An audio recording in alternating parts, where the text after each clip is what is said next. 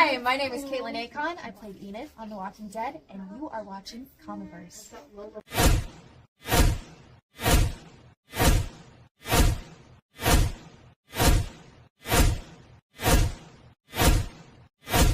Little Hand says it's time to rock and roll.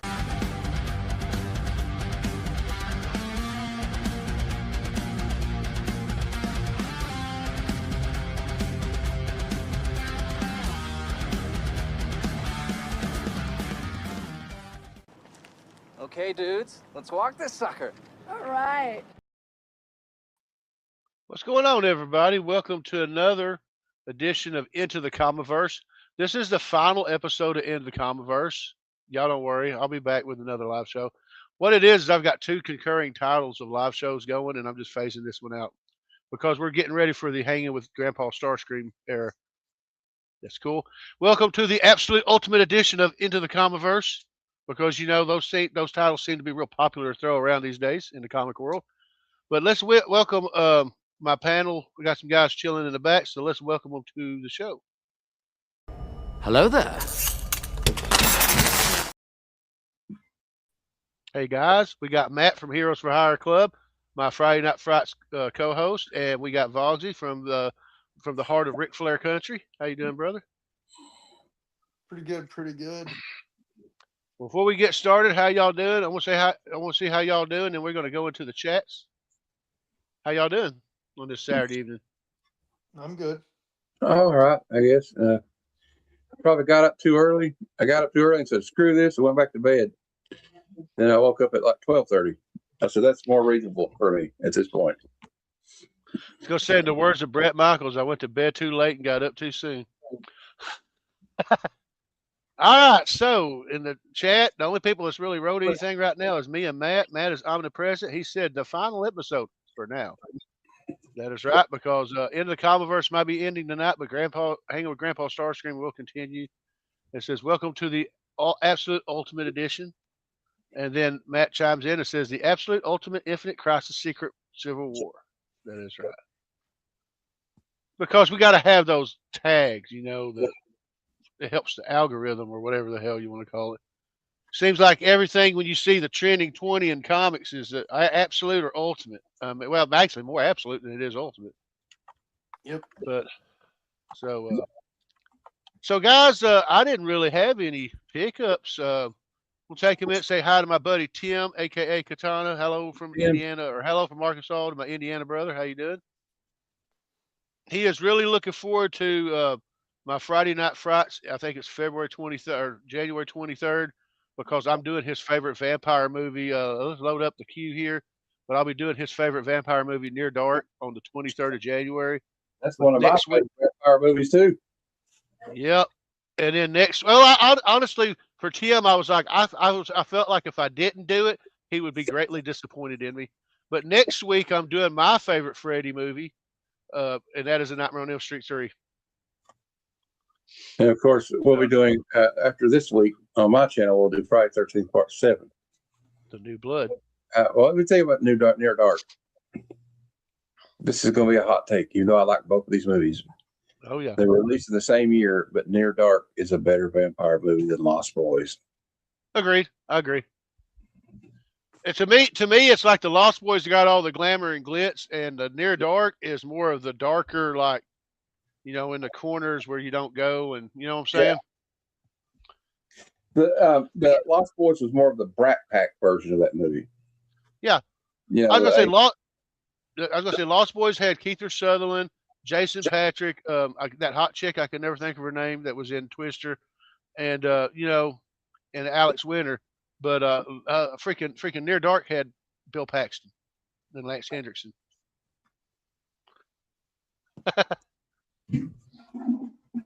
I hate them when they ain't been shaved.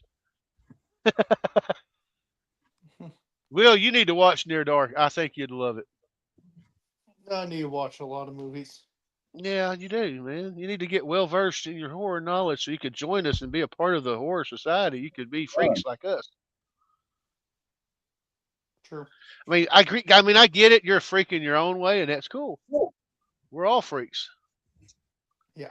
But, you know, mean, apparently, think about it. I did Terrifier the last time, so I mean, whether I ever get around to doing Terrifier 1 and 2, who knows? I don't know. I was like worried. I was kind of like, I'm kind of worried about Tony now. I could watch this movie. I'm just What do kidding. you mean? Yeah. Movies. I'm just kidding. It was actually pretty good. I liked it. I'm gonna watch the other two eventually. After you said that, I feel like I had a missed opportunity. I could have told Matt, dude, if you watch these movies, you could. This is an insight into my mind, and then just see him watch those movies and go, "Oh shit." But you know, guys, I haven't done this in a while. I'm going to do a giveaway at the end of the month for the last Saturday episode of Hanging with Grandpa Starscream. I'll do a giveaway for that night. Whoever's in the the chat and stuff will have a chance to win some cool stuff. I'm gonna embiggen myself and show y'all what I put in here so far. Fresh from Ollie's, I got this trade paperback of Superman Doomsday. This reprints the Doomsday Annual #1, Superman Doomsday Wars issues 1 through 3, and Superman Doomsday Hunter Prey 1 through 3. So that's pretty cool. We got somebody else chilling out in the back, from what I can tell. Is making his long overdue return to the show. So let's welcome him in. Well, hello, Mr. Fancy Pants. Hey, Rich. Hey, Rich. Rick. How you doing, brother? You guys hear me? I'm just showing what everybody could win on the last Saturday of this month. I'm gonna do a giveaway.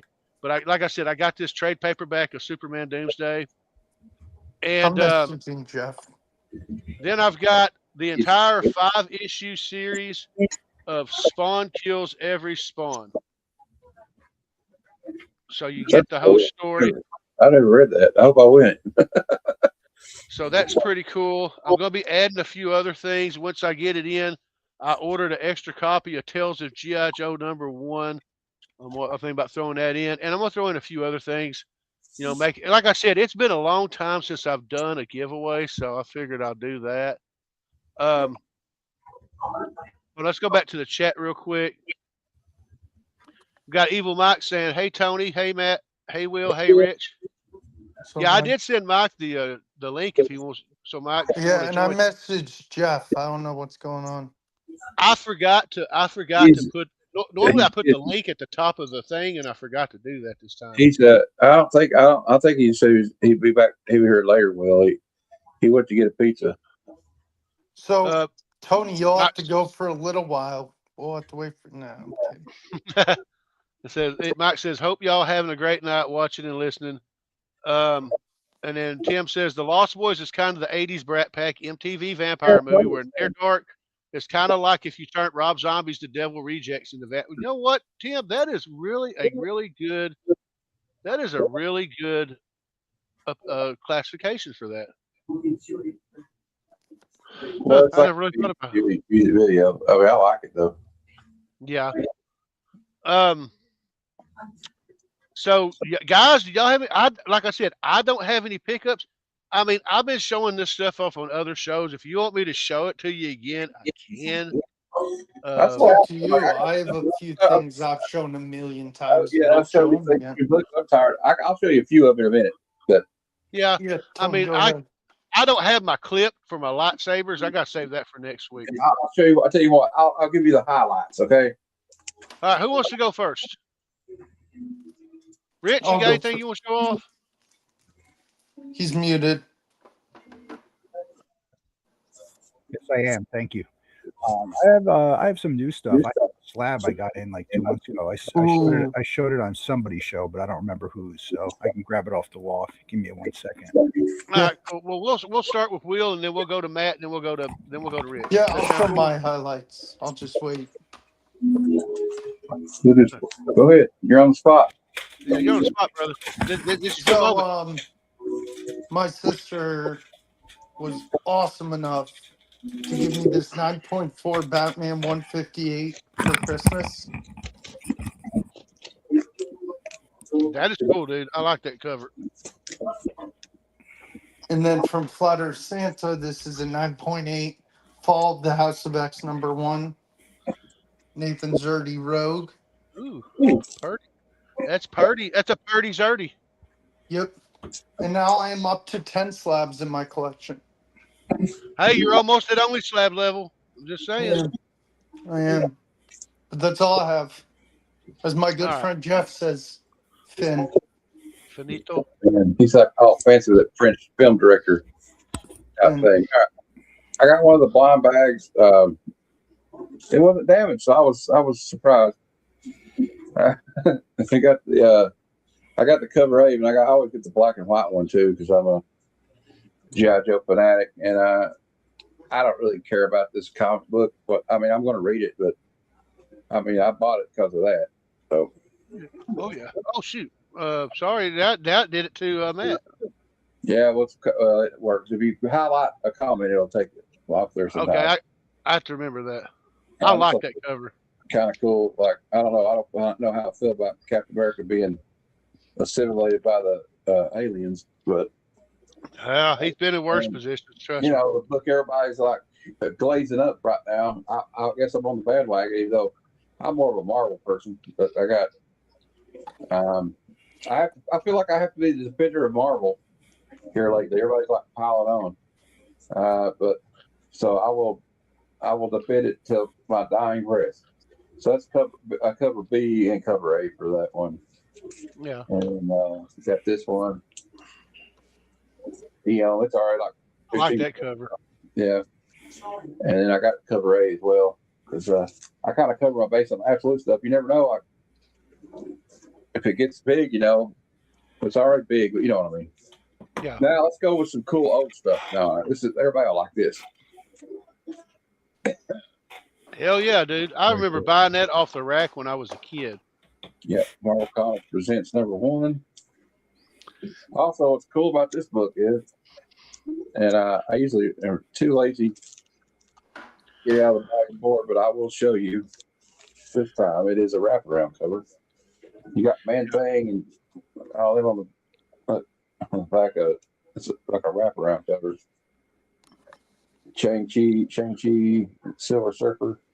I'm glad you showed the back cover because I was trying to remember the first character. But something unique about the first 4 or 5 issues of Marvel Comics Presents, and when I say unique, I mean unique to me, there's a story in there about this little critter. He's called the Fear Eater. Yeah. And he'll possess you, and he'll make you relive your fears, and he feeds off the fears of whoever he's possessed until they die. And the first 4 issues, he's picking somebody different. Like this issue, it was the Silver Surfer. Later on, he does Thor. He does the Thing. He ends up doing somebody else. And it was actually a pretty little 4-page story at each issue, but I actually liked it. And Walt Simonson did the art. That is cool. I recognize that signature anywhere. I like comic books based on movies from the 80s. So I get them anytime I can. So Blade Runner #1. That's cool. Yeah. And I look at like the Conan ones next, you know, but a guy had like the Conan 1 and 2 movie adaptation, but he wanted like $20 for them. I said, it's not worth that much, dude. Sorry. But at least not to me. And then I got this one from Platter Santa. Is that the first Winter Soldier? Yes. Yeah, first full I don't have a good Captain America video to play for that one, but I will play this one. Groovy. Yeah, I'm gonna take this one to Heroes Con because Steve Epting is supposed to be there. Well, dude, Bruce Campbell's awesome anyway. I love Bruce Campbell. Yeah, so is Steve Epting though. Yeah. Bruce Campbell's awesome. Bruce. Like, also, I don't know if it's arguably or just the fact. This is probably the greatest, if not the best, route I've ever read of Captain America. Agreed. Ed Brubaker did a great run. I read that. Brubaker run I read the amazing. first 40 issues, and it was amazing. And DeMatteis actually did good though in the 80s. Like he did, I think he worked with Zach, and I like some of those stories. But this was more like Captain America, grown up Captain America. You know, like we get to see this version of Bucky. Like they brought him back, and it was just reimagined. I love it. All right. I've always wondered. I mean, I know I've missed a lot of books since that issue and that storyline. But I'm just wondering if Nomad's still in the trunk of the car. You know what? He probably is. But that's I didn't want to spoil everything because Tony, you know, I got like so many books in the last week from the comic shop that I would be here. I got a bunch of like back issues of Absolute Batman just because, but I don't really want to show them. Well, you know what, brother? That's cool. I mean, if it makes you happy, buy it. And if anybody's got to say anything, I know Matt likes to play this clip a lot, but I like this clip too. Come on, you fuckers think that just because a guy reads comics he can't start some shit? I'll fucking take all you want! That's funny. But before we get to Matt, I'm going to play a video clip that before we get to Rich, I'm going to play this clip because I should have played this before anybody Tony, showed you're me big stuff. screen, by the way, for me. Okay. I'm big screen right now. Yeah, for me. I don't know what's going on with my stream. Matt's But big before I snake. introduce Rich, I'm going to play this video clip that I should have played before anybody showed me stuff. I quit tobacco, so I'm working on it. Here we go. Get your special sock out, nerds. This gonna get good.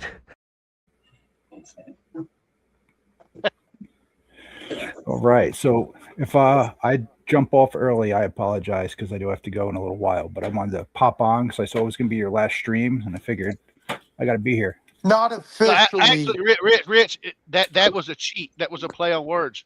This is the last stream of Into the Comiverse. I'm still doing Hanging Out with Grandpa Star. Yeah, I could have figured you were doing something, but so I have a subscription service, so a lot of these books are like a month behind. But I got Amazing X-Men #2. I got Binary. Binary good? I haven't read them yet. Laura Kenny Sabretooth. It's It's okay. Long Shots is kind of like 93 X-Men. It's kind of weird. Another Amazing X-Men #3. Binary #3. Sorry, they're not in order. Or Kenny again, #3. And then I use gmart.com. They had a Black Friday sale for like 49 cents, so I picked up a couple weird things. House of Swords one, the Darth Vader variant. Do you collect Darth Vader covers? Oh, it's just Star Wars. I grab anything Star Wars, man. Like this is also Star Wars from this is probably like a year old stuff. Rick, dude, I bet Jeff would be like mine. yeah. X-Parrot X-Men. I haven't read that yet. Undead Pool. It's kind of stupid so far. Get back into X-Men after the this big thing they were doing. X-Avengers. Omega Kids. Oh, cool. Fast Wolverine. Obviously, these are all Marvel and X titles. Unbreakable. Book of Revelation. Yeah, John's Comics Kids and John's Comics with Friends and I reviewed Rogue Storm. Rogue Storm #1. We both hated it. 2. I didn't read that yet. It's bad. Iron and Frost. It's bad, Rich. I'm a Rogue guy. He's a Storm guy, and we both agreed it's bad. I have no idea what this is, but I grabbed it. I think it's 1776. Yeah, they go back in time. Is that what it is? Yeah, I I haven't read it yet though, but my buddy Jeff reads it. And I have this in backwards, so I apologize. But this is Marvel Comics 1000. This was on that 49-cent sale, and it's like a $10 cover. It's got 80 different artists and creators that work on it. So that's That'd be why cool to get some of their six. That's what I was thinking. If I could get 20 of them, man, I'd be epic because there's so many people that worked on this book. So Well, hey Rich, I got to tell you later after you get to some books what I got on a claim sale. It was I'll tell you now. It's remember the who's who of DC books back in the 80s? Yeah. Mm-hmm. Well, my buddy Cheap Comic Collector's claim sales on Saturday and Sunday nights. And he opened one up, and everybody's like, "This one guy wanted it for like $3." Like, we'll start the bid at $3.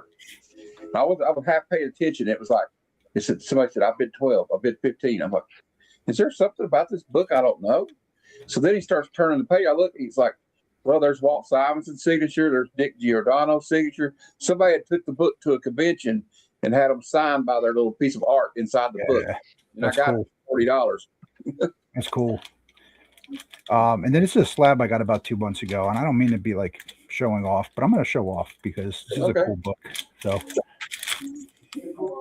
holy shit! Hold on.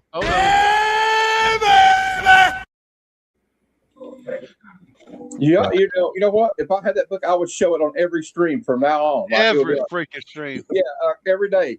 Like, So oh, by the way, I bought it raw and I got it sent out. I was hoping it was like a 2.0, but the cover split 3/4 up, so it's a 1.5. But I'm still happy with it. Got it. Yeah. GSX though. Yeah.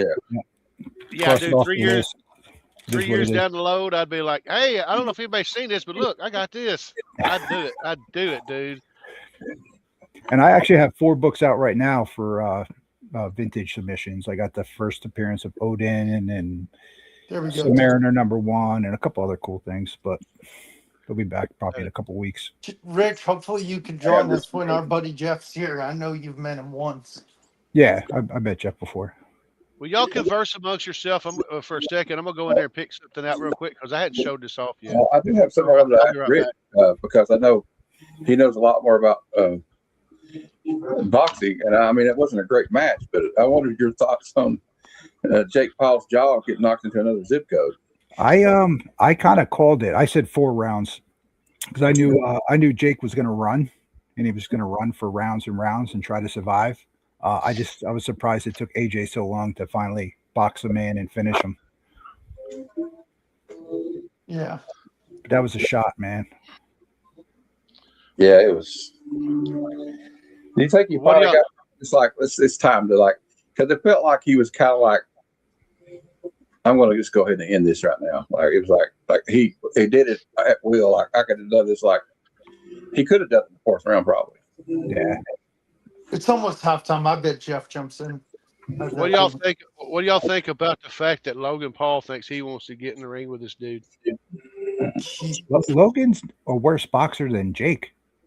So they're gonna have matching jaws. So what you're saying? Well, he was trying to say, he made this comment. I think he's just trying to play it up for WWE because he's like, he said, what I do in the ring is not fake, or something like that. I'm like, yeah, it is. It's staged. Yeah, it's staged. I'm not saying that wrestlers don't get hurt. No, but they're not in any danger of getting knocked out by somebody for real life, like in a boxing match or an octagon or something. No, I was going to say the outcomes are predetermined, but everything you do in there takes athleticism, and people can get hurt. Yeah, a lot of those guys can't get out of bed in the morning when they get old. Like I remember seeing Terry Funk. It took him 15 minutes to get out of bed in the mornings. His knees were shot.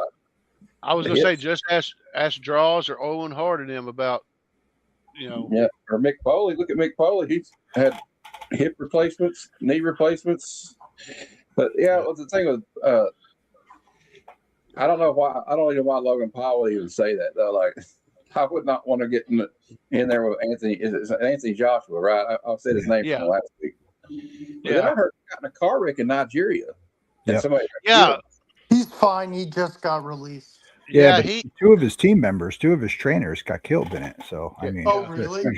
Yeah. Well, I'll go ahead and show off some of the stuff I got. I've got some mail calls and some Christmas presents and all that stuff. I'll show you what I got from Ollie's. Like I said, I've been showing these off. I got a sale on a couple of Marvel figures, and Matt and them seen it. But I got a Madam Hydra figure. For those of you, she started out as Madam Hydra, but she was also known as the Viper in some of the 80s Captain America comics. Yeah. She's one of my favorite Captain America. Her and Zemo, 2 of my favorite. Hey, there's Fable. Then from the Loki TV show, I've got the figure based on Richard Grant's Loki. The Glorious Porpoise. I call it Glorious Porpoise, but Glorious Purpose. That's cool. I got 2 pieces now for the night for Khonshu now.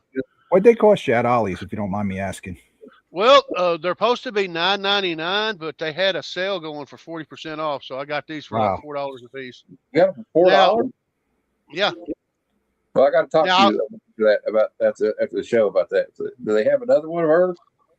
Of her? Oh, dude, they had like 20 of them. If you go back again, let me know. I'll send you the money for it.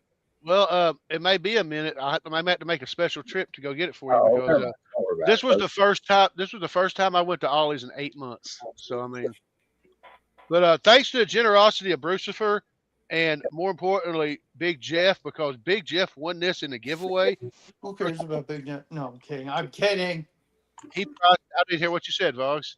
I said, who cares about Big Jeff? I'm kidding. He kicked my ass. And hey, how you doing? How you doing, Fable Station? But thanks to him and Big Jeff, prize tagged me, so I got this beautiful CGC 9.0 of Johnny Quest issue number 3. I'm gonna tell you right now, this is the first Johnny Quest comic I've ever had in my collection. So I mean, It was Dave Stevens pretty too. cool. Yeah. Now we'll go into some gifts. Technically, these are gifts. I used a gift card from my brother Jeremy. He got me an Amazon gift card, and I was able to dip my toes into the G.I. Joe Classified series and got the Crimson Twins, Tomax and Zaymont. Well, you know I like that. Cobra Commander is next. I don't know if it's going to be Battle Dad. I don't know if I'm going to get the traditional Cobra Commander with the face shield or if I'm going to get the Battle Armor Cobra Commander that comes with a Serpentor the Iguana. If you watched the cartoon, you know what I'm talking about. You're talking about the other cartoon, not the Sunbow one, though, right? It was the. No, I'm talking about the one after the movie where the inferior one that they came back and Cobra Commander became human and Serpentor got turned to an iguana. Yeah. My son-in-law and my daughter got me this. It's Iron Maiden, the ultimate unauthorized history of the beast. It's got a die-cut cover, and it's got all the album history and stuff from 1975 all the way up to Satellite 15 to Final Frontier. This is pretty cool. So I mean, I'm looking forward to digging into that. They got me something else too, but I'm gonna save that for another time. My buddy Tim, even though I told him not to get me anything for Christmas, he got me something anyway because let's be fair. I love Tim, and he listened to me about as well as I would have listened to him if he'd have told me. So it's the same thing. If he'd have told me not to buy him anything, I'd have bought him something anyway. So I got this figure of Heir to the Empire, Luke Skywalker. Oh man, that's freaking cool. Yeah, that's dope. And it even comes with the I don't know how to pronounce this, the Ysalamiri, that little creature out there in the novel for Heir of the Empire it's a creature that's able to repel the Force, which was pretty cool. And then he got me this Switch game. Are you gonna let that one breathe eventually? Eventually, but it's a Halloween and Ash the Evil Dead from Retro Realms. These are Switch games. These are more little arcade run and gun. They're pretty much the same game. It's actually, it's actually pretty good. I mean, it's a quick time burner, And the last thing I'm going to show, this is something I didn't expect. This came from Brian LCS. Just one day out of the mail, one day out of the blue, I got a package from Wham Stand, and I was like, okay, I didn't order anything from them. And I forgot they were the guys that made the trophies for the CBC Awards. So for all of us sponsors, they made us our own CBC. Yeah. And it says, yours looks a little wobbly, man. Yeah, it is a little wobbly. I think it's broke, but it's okay.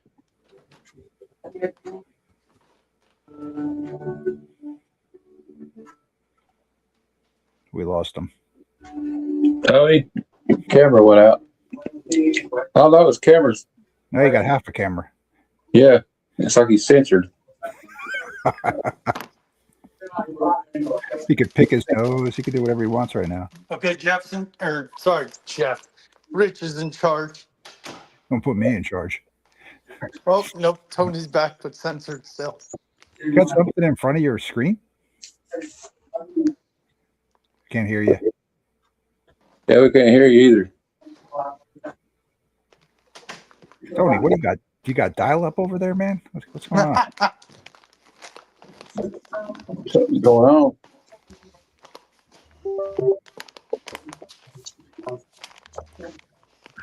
Let's see You here. guys watch Only Slabs today? I didn't get a chance to see it.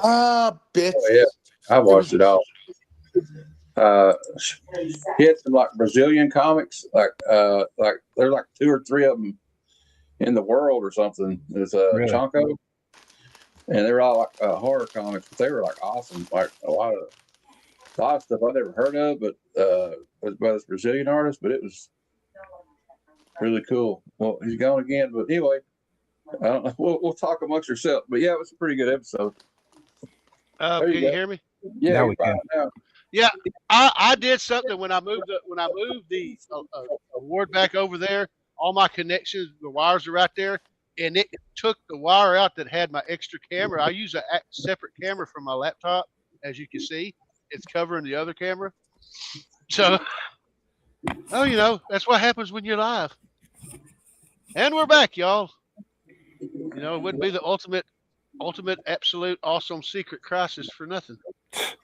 Yeah, that's my idea for our idea for a new comic book, Rich, is we'll call it the absolute ultimate secret civil war on infinite Earths. A little bit of everything. At 0 hour. Oh, at 0 hour, yeah. And what we'll do is we'll have like the regular DC and Marvel continuity. We'll be facing off, but then the absolute and ultimate versions will show up and do battle with them too. So, Rich, do you have any cons coming up soon?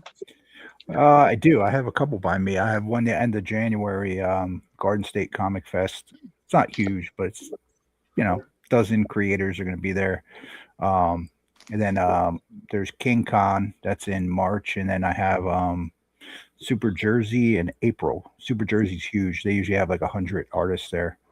It's a pretty big one. Do Izzy and those guys go to that one? Izzy usually goes. Yeah, Izzy usually goes all 3 of those. Usually. Yeah, we need to try to get you to Heroes. Yeah, I don't know if that'll happen. A lot of money to travel, you know what I mean, to kind of see the same thing we have up here. I mean, it'd be cool to see everybody, but I just don't know if it'd be worth it. And this year it falls out right around high school graduation, and my son graduates this year, so this year's off the table. I'm going to take a minute if y'all don't care. I'm going to answer some of the chat since my camera's messed up.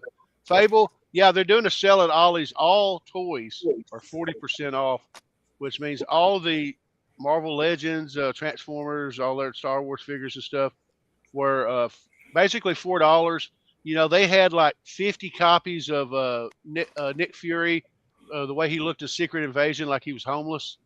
They had like 20 of the Madam Hydra. They had the Loki. That's why I went ahead and picked it up, because they actually had a board game for $9.99. They had a Mario Brothers movie Monopoly game. I almost picked up for my daughter. I probably should have.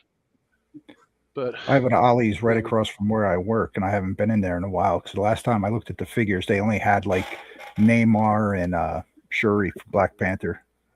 They had two Namor figures. One is, of course, the one from the movie, and one I had never seen before.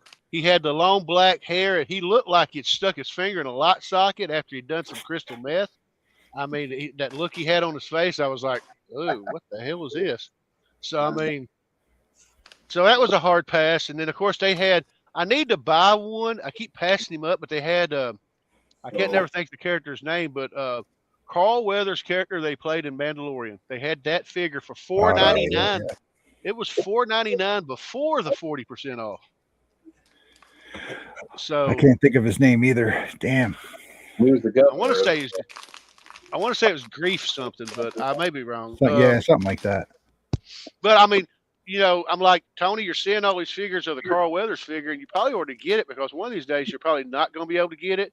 And somebody's going to start marking them up because Carl Weathers is gone now, and then they had a bunch of figures for the Acolyte, and they had a bunch of figures for there was another thing I had never seen. I'd never seen it before, but it was one of the animated shows. But they had the chick from Ahsoka. I think it was Ahsoka, one of the Inquisitors. Oh, really? I can't think of her name, but it was the one that Vader impaled. Yeah. Oh, the third sister or whatever. Yeah, They had her. Reva. Yeah, and then they had the acolyte. They had one of the twin sisters from the acolyte. I think it was the one that was I can't think of their names, but it was the one that you see that was like the smuggler or something. Like I said, I didn't really watch. I watched a couple episodes of Acolyte. Now I did watch all of Ahsoka, but I mean, I couldn't get into Acolyte. Acolyte was bad. The last episode was good, and it kind of made you want more, but it was all the other episodes were so bad. I'll be honest with you. I watched one episode of Secret Invasion and one episode of She-Hulk, and I never watched another episode of either. I quit. Well, I watched all Secret Invasion. It didn't get much better. I quit She-Hulk about halfway through. And later on, when we're backstage and the show's over, if Matt and them could show me how to do it, I literally watched you know how people do fan film stuff? And y'all may have already seen it. I may just be the last person seeing it. But I saw a really cool fan edit of the lightsaber battle between Obi-Wan and Darth Vader from Star Wars and from A New Hope. And I was like, if that would have been the sword fight, that would have been the epic freaking sword fight. There's a few of them out there that people did that were like unbelievable. Mm-hmm. But yeah, I was like, and another thing when I didn't say this when Tim got me this Heir of the Empire, he knows. You know, I haven't read a lot of what they call the expanded universe books. My favorite was I love Splinter of the Mind's Eye. I love that one. I love Shadows of the Empire. There's a Han Solo prequel trilogy that I bought it for my wife. She loves it. That trilogy ends with Obi-Wan and Luke meeting him at Mos Eisley. But for me, I preach this. I will die on this hill. But this trilogy should have been 7, 8, and 9. I will die on that hill. You know what hurts me is I wish I got into comics when Clone Wars #1 came out because, man, I love the Clone Wars.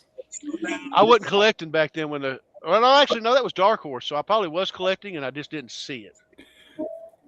Tony, the letterer of a lot of those Dark Horse comics, I'm trying to think of his name. I think it was Todd Klein. Yeah. Mm-hmm. He's going to be at Super Jersey by me, and I have a lot of those, like Heir to the Empire #1 that I'm going to bring just for the hell of it. Oh, they're not worth a lot, but they're cool books to me personally, so I want to get them signed, and I don't know if I'll grade them, but I've got 2024. I bought a 7.0 CGC copy of Heir of the Empire #1. I was like, I don't know if I'll ever be able to get the other 6 issues, but just to have that one. I was like, I don't care if it ain't worth nothing, man. It was just freaking awesome. Yeah, I think I'm missing one of them, like #3 or something. Then those Dark Horse Star Wars, in my opinion, were the best Star Wars run they made. I agree. Those last episodes of Clone Wars were fantastic. Yeah, Fable, I've started watching Clone Wars, but never finished it. I like both versions of the Clone Wars. The Cartoon Network one, and then the 2005 one. Yeah, because Clone Wars is where we first saw Ahsoka, right? Yep. Yes. But the 05 in the 05 version, Ahsoka wasn't existent. Well, she was only in like season 6 and 7, like the last two seasons of Clone Wars. I don't know which animated series it is. I like the one by Dave Filoni, and I love the one by Gendy Tartakovsky. I don't know what you call that animation. Yeah, style. and then I think chronologically, her appearance in Rebels was before the Clone Wars. Yeah, I think so. I'm not sure if this was Clone Wars or if it was Rebels. Y'all can correct me. I don't even know the name of the episode, but I did watch the episode where I think it had Ahsoka, and I want to say it had Kanan. I may be wrong on the character. Rebels. I know Ahsoka was there. Was that the one where she fights Vader and she fights Vader and that was Clone Wars. Yeah, it rips half of his freaking mask, and they're fighting in the Sith temple. Darth Maul's in it too. I think Darth Maul that did was too. Rebels. That was Rebel. But I love yeah, that show. because you see half of freaking Anakin's face and everything similar to what they did in Obi-Wan. I But didn't I was watch like, the Obi-Wan wow. series, but I watched the scene where Obi-Wan flashes Anakin's mask or Okay, Darth I got Vader's it mask, backwards. and I you thought Rebels hear first. the broken up module on his chest, Yeah. where it's like half robot, half Anakin's real voice. Obi-Wan is awesome. That show is awesome. It was Yeah, good. Story was a little choppy, but like the scenes were awesome. Did you guys ever see when they released it? They said, Hayden, what do you think? He's like, can you say what do you think about this coming out? He said, this is where the fun begins. Everyone erupts. Yeah. So I got to drop off, guys. Sorry to cut you guys Rich, off. you have a good one. Hey, dude, you have a good one, man. As always, Thanks for man. hanging out. Yeah, thank you. Yeah, we'll talk soon, Rich. All right, see you guys. Yep. Later, brother. Yeah, I was gonna say I love that part in Obi-Wan. I mean, a lot of people it got a lot of slack, but I love the part where, again, it's the fight with Obi-Wan and Vader, and his mask is half done, and he looks at Obi-Wan. He looks at Obi-Wan and goes, "I am not your failure. You didn't kill Anakin Skywalker. I did." And I was like, I'm "Whoa, like, damn. I'm like, shit. I'm like, my goal is eventually I want to get a episode 3 Anakin Skywalker dark side Anakin figure eventually. The problem is there's one on my LCS, but it's like this big. I want the one that's like that big. Now, y'all can correct me if I'm wrong. Like I said, I'm not well versed in Rebels and freaking Clone Wars, but in Rebels, when they started doing, I believe in Rebels is when they started doing, or maybe no, it would have been Clone Wars, not Rebels. Clone Wars when they started doing Order 66, when all the isn't that where they led to the creation of the Bad Batch? Clone Wars is Bad Batch. Okay, because I remember watching an episode where Maul is on a ship and she's trying to get to him, but some of the clone troopers are actually fighting the chips, or they're able to do something, and there's she was a able to save really some of them. good one of my favorite Clone Wars episodes. I forget what season was. Is like where they all go through the training regiment. Oh, it's crazy. I love. And I don't know if anybody pointed this out, but I don't remember which ones they are. But for all of us Friday Night Fright fans, there's 3 Friday the 13th this year. Is there really? Wow. Well, we're gonna have to take advantage of all of it. Hell yeah, brother. I think one of them's coming up in February. I think there's one in February and one in March. And a matter of fact, if I'm not mistaken, Matt, I think that's your week. Yep, that's your week to do Friday Night Frights. Well, Friday 13th. When's Friday 13th? February and hell, I think you may get both of them. Well, we may have to do like the. No, I get one of them. I get one in March. I haven't done Final Friday yet, though. I can't remember Final Chapter. I don't know if I reviewed that one or not. We could do 2 or 3. Well, we did. Yeah, I was gonna say we did 1 and 6. You're fixing to do 7. So I mean, you pick one, and then when I do mine, I'll do mine. I'll do one. All right, we could do 2 and 3 because they kind of go together anyway.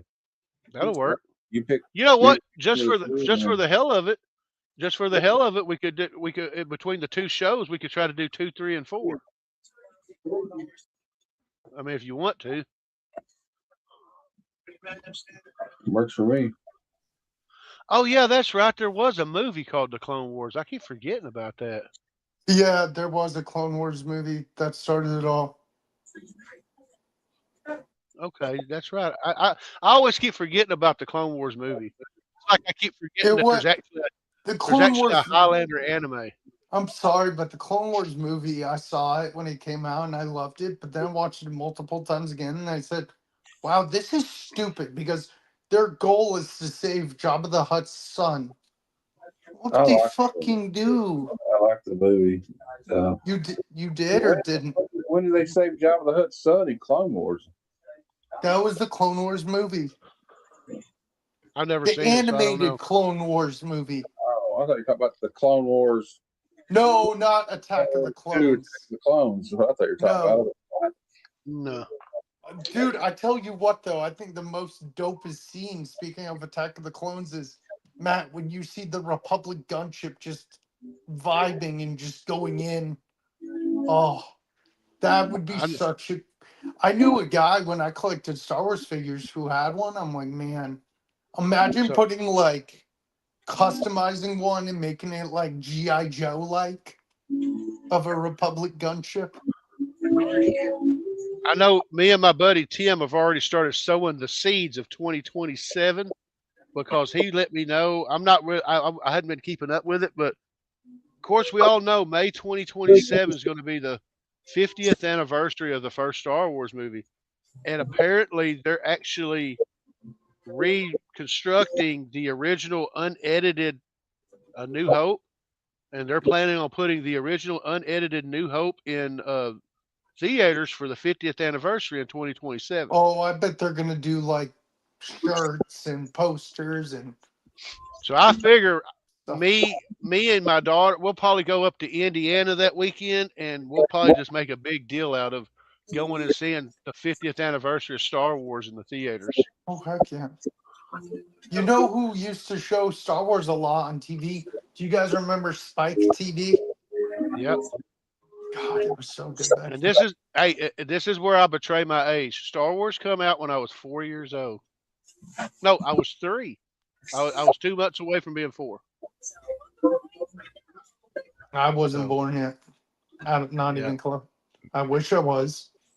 You weren't even a twinkle in your papa's eyes yet. Nope. I figured I'd go with that route instead of saying what everybody used to tell me. Yeah, no, I've heard the one they go dirty with. Yeah, it's pretty. It's not dirty, but it's just It's not dirty. It's just interesting. Yeah.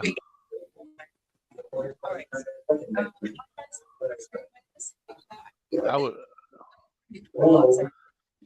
Now, Mike, or no, excuse me, that was Fable.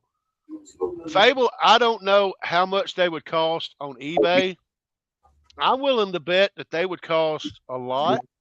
I could go in there and not on VHS. Well, no, that's true. But I could probably go get my DVDs to show you. In the in the early to mid 2000s, they re-released every Star Wars movie of the original trilogy in 2-disc DVD sets, and the first disc was the special edition, and the second disc was the original uncut theatrical versions of the movies, and that was the only time he was able to get them. Yeah, it's $68 for all 3 of uncut. Hold on. Not the ones Lucas did. When George Lucas ruined them. No, but those are the exact ones. How much are those? $68 for all of them. Damn. But I want to get the. I kind of want it on VHS for some reason. Yeah. But yeah, Mike, they actually have like that. What Matt was showing. I have those. Yeah, because usually when I do my Star Wars marathons, I always play disc 2 and watch. Oh yeah, they used to have. That's the one. They used to have those. Yeah, I'm going to get this. I still have a VCR, so I want. I kind of like the. I don't know, guy. But honestly, I've been thinking about getting VHS because there's just something about the VHS to me. And I agree with you, Mike. I loved them adding Boba Fett to the freaking New Hope. Yeah, I just didn't like all that. They didn't have to add all those banthas, and then the part where Jabba the Hutt's in the fucking hangar. Yeah, and then like Greedo shooting first. That was just bullshit. The whole Greedo shooting first, that was the only problem I had with the first one. I didn't mind the Jabba part, but I mean, the special effects were horrible. I mean, they need to let that guy go back that did the deep fake Luke and let him touch it up. But yeah, that was pretty cool. Yeah, I want to get the VHS. I know it sounds kind of stupid, but no, dude, no, it don't sound stupid, not at all. I love VHS. Hell, if I had the opportunity to get the original Star Wars on VHS, I would buy the damn things. So I mean, no, it's not stupid at all. And I'll be honest with you, even though this is the special editions, one of the things that I love doing now, it's a cherished memory, is after they re-released the special editions in the theaters. After Return of the Jedi come out, there was a weekend I went in. It was me and my brother and one of my friends. We paid $20 a piece and watched all three of them back to back.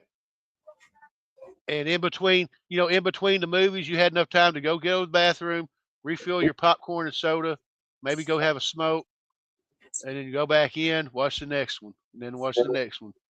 So says in 2027 they're supposed to be putting the original 77 theatrical version of Star Wars back in theaters in IMAX. Yeah.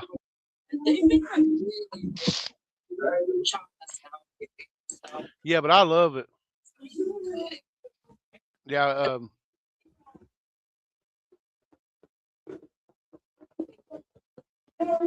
yeah, Han stepping on Jabba's toe. I think they just did that. If I remember correctly, I think George said that they had to do something with the fact that when they filmed that scene, Han had walked behind the guy, and they're like, "Oh, we got to do something because this is a slug, not a human." You take me off the. You're making me uncomfortable. I'm sorry, brother. I kept you in the spotlight too long, and I don't like. I'm not one of them.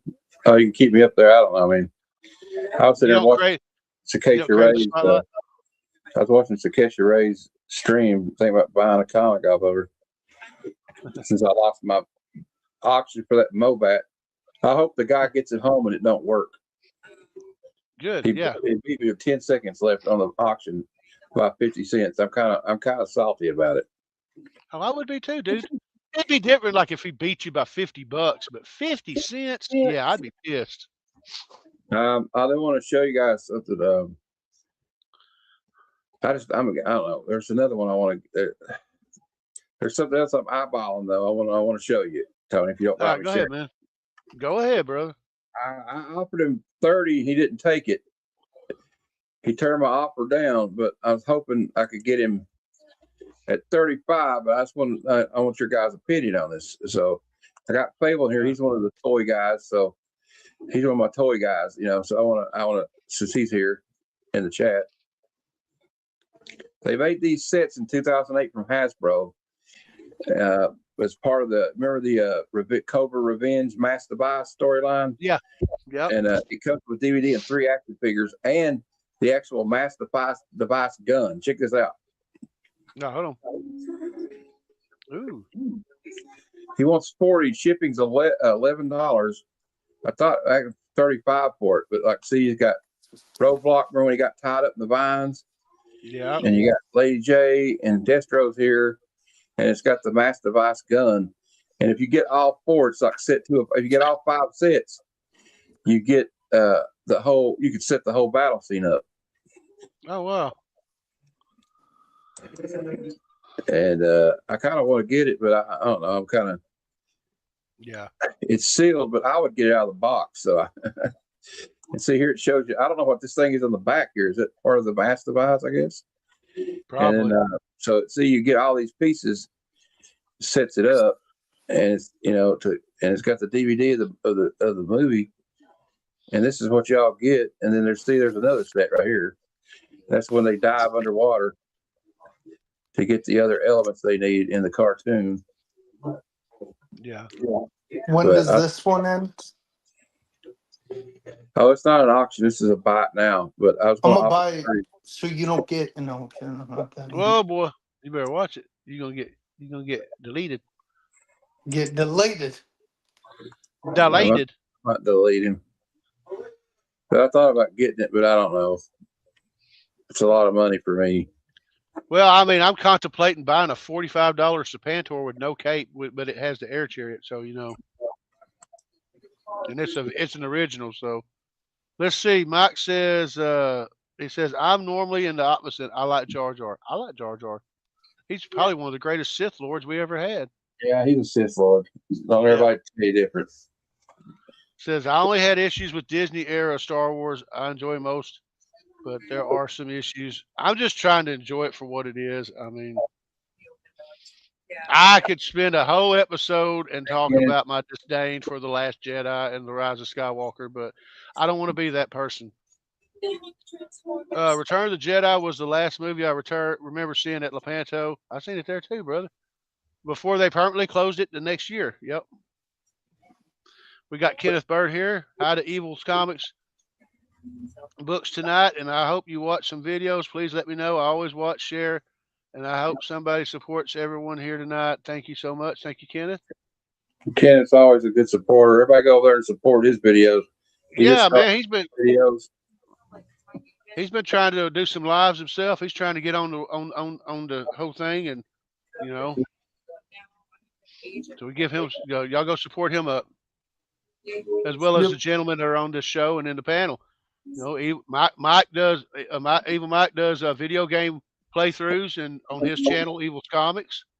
You know, Fable is one collection down. You know, he does really awesome stuff. Blame Fable, his live shows and everything. He's got a lot of cool stuff going on, and you know, then there's us, there's Vogsy, and there's Matt doing the Heroes for Hire stuff, and me. You know, I'm doing a little. I'm ending shows, but not really. So you know, he's trying to fake everybody out with us. I'm ending it all. Yeah, it's kind of like on Don't Mess with the Zohan, that business that was called Going Out of Business. But yeah, that's really going out of business. That's actually a brilliant idea. Yeah. I thought about just for shits and giggles, like the first episode of Hanging with Grandpa Starscream, I'd write like episode 4 or whatever, and right beside it, write Legacy 50 something, right? You know, do the Legacy number. I'd be like, stop. All right, Vog's like, okay, this is where we get off. But I just do it as a goof because I mean, oh yeah, that's just some of the things that gets on our nerves. I bet we'll hear from Jeff after this football game. I bet he's watching it with his boys. See, I'm gonna follow in true comic book fashion. Every live show I do, once I get to episode 25, I'll start with a new number 1. Oh God, no. Yeah, that's what I'm gonna do. That's good. Mike said he had a store like that in Houston called Foreclosed. Hope to talk to you guys soon, Mike. I've seen stores like it, Mike. But, yeah, I mean, so let's take a minute since we're almost at the hour mark. I'm going to do something when I can remember to do this. We're gonna have a debate of sort. Working title, I'm gonna call this the Saturday Smackdown or the Saturday Showdown, whatever. Where I'm gonna pit 2 characters together, and basically I'm gonna show you the characters, and then the chat and the panel can tell me who they think they can win. Now the only rules to this encounter is simply both characters get 2 weeks of prep time, and they use whatever things that each character is known to use that's familiar with them, as well as whatever's in the environment. So for this week's matchup, we are going to do the Dark Knight Batman versus the Monarch of Latveria, Dr. Doom. So everybody, tell me who you think would win in a battle between Batman and Dr. Doom. I'll let Matt go first. I don't know. They're like Batman with prep time, but Dr. Doom doesn't need prep time because he's already planned for everything already. He's hard to beat. I don't know that Batman could beat Dr. Doom on his own. So I'm going to go with Dr. Doom. Man, you're pitting 2 characters I like a lot. Well, I mean, of course, but with that being said, Batman is smart. He thinks ahead. Like, he's a detective for God's sakes. Dr. Doom is also a genius. Thinks of brilliant strategies. It's a close one, but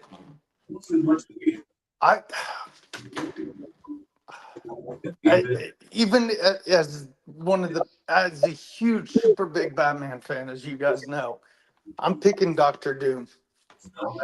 Wow, the Batman fan picks Doom too. In a close one. I'm going to say with Batman, you know, he has plenty of time to,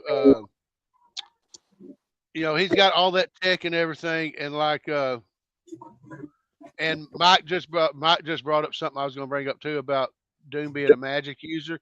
Even if Batman figured out a way to neutralize Doom's armor and all the powers that comes with Doom's armor, number one, he's probably going to have to fight through a whole crap ton of Doom bots before he gets to the real Doom. Yep. And then, he'll be exhausted. yeah, and then if he's able to neutralize Doom's armor, what Mike just said, Mike, I mean, he is that, you know, until the end of this last storyline, he was a sorcerer supreme. He knows his magic. He's well versed in strategy and everything. So I mean, yeah, I'm giving this one to Doom. I am too. But I will say, but here's the thing too, because you could also make a case for Batman. He's fought. I mean, think about it, dude. He's fought Amazo. He's fought freaking Bane. He's fought Superman. He's fought Lobo. And Darkseid. That Darkseid. I mean, he's fought people that normal, athletic, enhanced people should die fighting. So you know. But here's the if he could find Doom. Now here's the thing: if he could use Doom's ego against him, well, that's what Reed Richards does. That's what Reed Richards does. Yeah. Now, I mean, like in this last run of Captain America, Captain America kind of gets in, but it's more like because the people of Latveria helped him a little bit. Like the Doom don't he likes to have total control anyway, but there was like one, like a cartoon. I remember I showed you a clip of it, like the Avengers go with Fantastic Four to try to get Sue Richards and Wasp back. Yeah. And Doom just like kicks every one of their asses and like knocks Hulk out of the castle and just walks to his throne and goes, "Get out." He lets Susan and Wasp go and it says, "Now you can leave now." Yeah. He's like, I proved my point. You can go. Yeah, that's the one thing. Whereas Batman is a billionaire philanthropist, head of Wayne Tech. Doom is the monarch of Latveria. He has diplomatic status, and that would play heavily into it. I think maybe it might not. Hell, I don't know. Yep. I mean, Batman's gonna play hell just trying to get into Latveria. But I mean, I think he can. I mean, hell, it's Batman. Of course, he can get in there. Now, if it was the Justice League versus Doctor Doom, it'd be a whole nother story. Yep.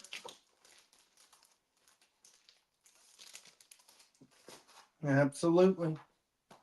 Mike says if Batman could gather magic relics, maybe, or strip Doom of his magic, maybe.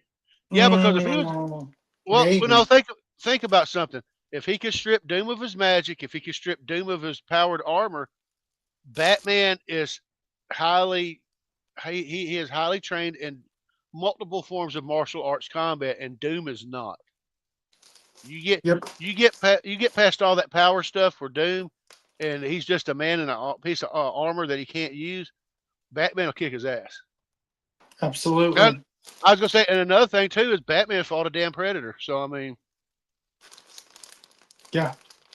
So speaking of Doom, I need a Doctor Doom figure. I was gonna say he fought several Predators. So I mean,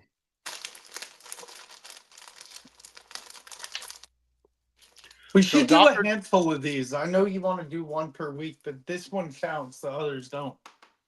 The what? So we should do a handful of these what if scenarios. All right. We'll keep Batman on the brain since everybody probably think I'm picking on Batman. We'll be nice to Batman. Stop picking on my boy Bruce. We'll be nice to Batman this time. I don't have a picture of this one. So for round 2, for fight 2, we'll bring Batman back into this. Okay. Batman versus John Wick. Oh, God. But before we get into that, I'm going to bring up Matt. Mike made a good comment. He said Flash could take down Doom. Yes, he could. With Wonder Woman, Martian Manhunter. Yep. Batman versus John And he Wick. said, "Yeah, but Predators ain't got no magic." He is right. Predator don't have no magic. Batman He's got versus tech. Batman. So this one doesn't count, guys. Just heads up. We're just doing scenario on these ones. Oh. Man. Well, I mean, here's the thing. Batman's not going to kill John Wick's dog or steal his car. Nope. So, I mean,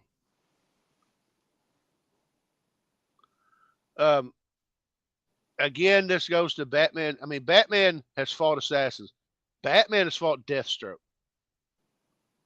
Yep. I mean, John Wick is John Wick. John Wick is good, but to me, he seems like a gun-focused person. Yep. I mean, Where he is. Batman. Go ahead. Now, don't get me wrong. Don't get me wrong. Wick has great martial arts skills, but Batman would hand him his ass. Absolutely. Batman has batarangs. He has other gadgets. Dude, I pick Batman. I always loved back in the 90s during the Marvel DC crossover. I think it was in the first issue. There's a scene where when the heroes start popping in other people's worlds, Bullseye ends up in the Batcave and he takes Robin hostage. Oh God! And he's fighting Bullseye, and he's able to get Robin away from him, and he hits Bullseye with an uppercut. And Bullseye looks at him, he goes, "You hit harder than Daredevil," and he freaking falls down. My God! It's funny as hell. That's great. Tim says the Dark Knight versus the Baba Yaga. And Mike says Bruce has mastered 26 martial arts. Wicks has 3. That is true. Yep. Yep, that's my guy Bruce. If you didn't know, Batman's my favorite DC character. I have a lot of cool Batman comics I don't show. So we'll do a third one, and this one is just for Vogs. No. And y'all, if you're watching this in the replay, sound off on any of these little fantasy matches in the comments. You know, we're just doing this for fun. There's no points. But we're going to do this for Vogsy. This is, you know, in the good old WWE, we used to call this a triple threat match. Okay. And in this match, we're going to have X-Men's Rogue versus the Man of Steel Superman versus One Punch Man. Oh my God. I'd say Rogue. Mm-hmm. She could absorb powers. If one thing happens in this in this fight, only one thing, Rogue would take them both down. Yeah. And that is if she absorbs the powers of One Punch Man, she would take them both down. Yeah. I saw a video where I think it was a what if Rogue absorbed the powers of Hulk. It was weird.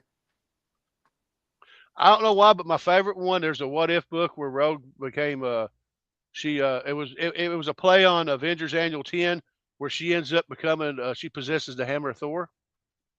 Oh God. And that was pretty awesome. You want to see an amazing Rogue cover about absorbing powers, Tony? Let me get this book.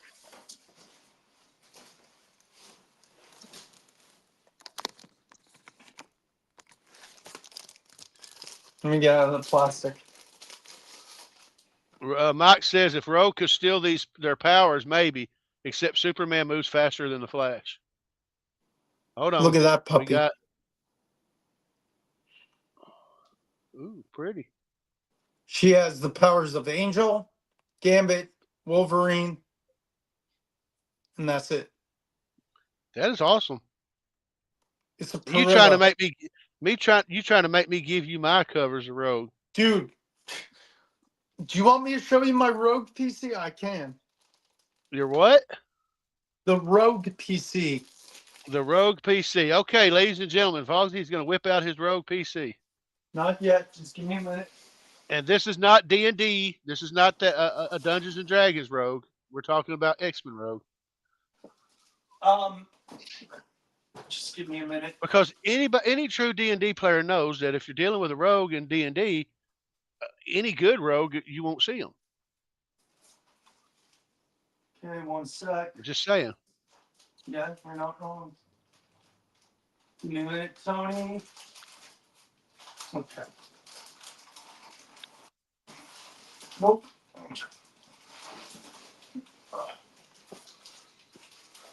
Oh, I'm gonna have to get all of these out. Just 1 sec. Excuse him while he whips those out.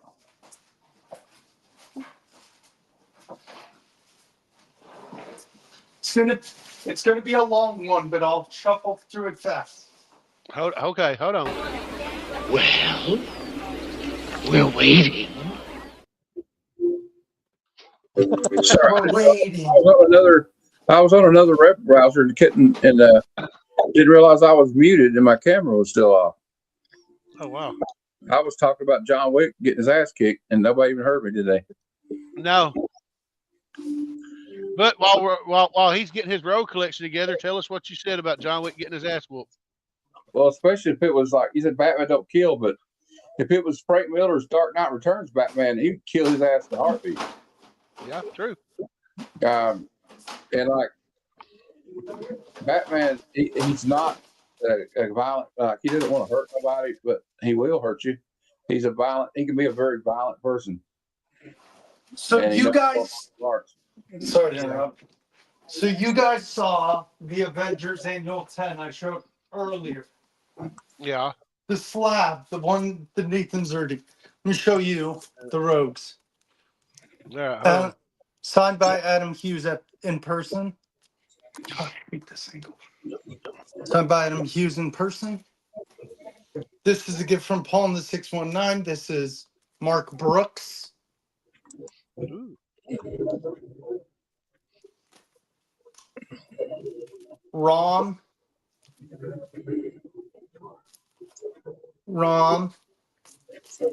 This is a mini series. I'm gonna have to finish soon. Oh yeah, that's a good mini series. Mm-hmm. That one. Savage Land, the new Savage Land series. That one. That reminds me, Tony, did you want those for me? Or you want those? You said something about sending those to me. Oh yeah, I'll give them to you. I haven't had a chance. This one is amazing. I love this. Yeah, I'm building a box for you because I got that Pop Kills and I got that This that one. Planet Death and Look at that Talavera. Beautiful. And Punisher so far. That one. Okay, just 1 sec. I showed you the slab. This is the Avengers Annual 10 that Austin LeMay gave me. Yeah. And then I got my rogue slab in the other room. this one. Yep. This one. That's a good cover. This one. It's a good cover. This one. This one. I'm just gonna quit saying that's a good cover because they're all good covers. Exactly. I got that one. That was awesome. That's nice. Sorry. No, you're good. That ass. Bruce it'd be a hard time because we were talking about doing a Zoom meet tomorrow of our club. And I said, I can't remember my Zoom password. And Bruce said, it's the same as your OnlyFans password. I said, oh, wait, I just figured it out. My password was DC Comics Sucks. That one. That's good, man. That's good too, Will. Ooh, yeah. Tony likes.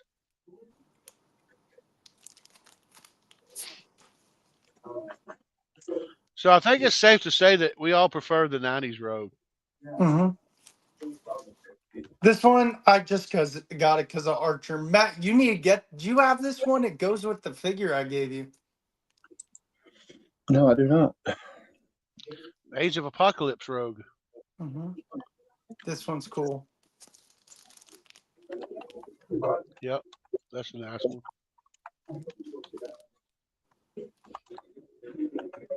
This one I love. It's a underrated one. Marvel I versus Capcom. That's cool. I was gonna say I figure Voxy has like 3 short boxes of just nothing but Rogue. No, I don't actually. You will one of these days. Sooner or later. Look at it. It's her in their different outfits. Yeah. This one was a gift from Comic Vet. Look at that. That is actually pretty cool. I like that. This one I called like Marilyn Monroe as a joke. Marilyn Monroe.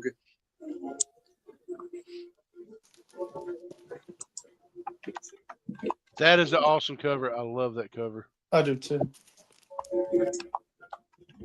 Yep.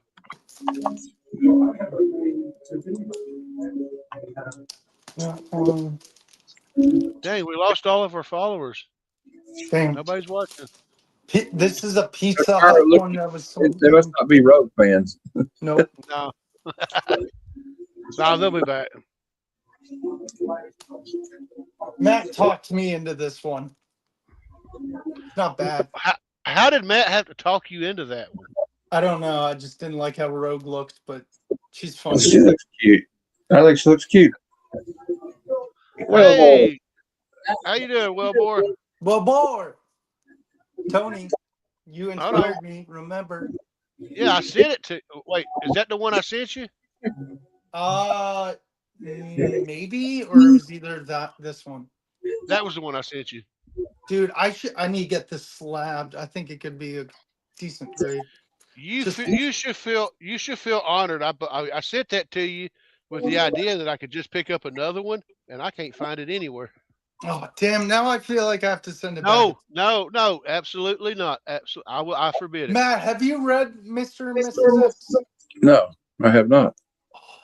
Great story. Good to see you, Wellbore. What's up, Board? How about you guys show stuff? I got nothing to show, man. All my stuff's in the box in the other room, dude.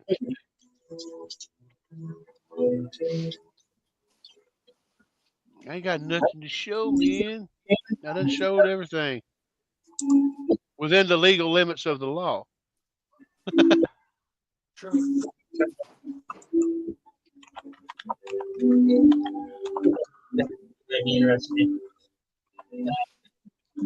Trying to think of anything. Did anybody buy any of the ultimate blind bags this week? I know I didn't.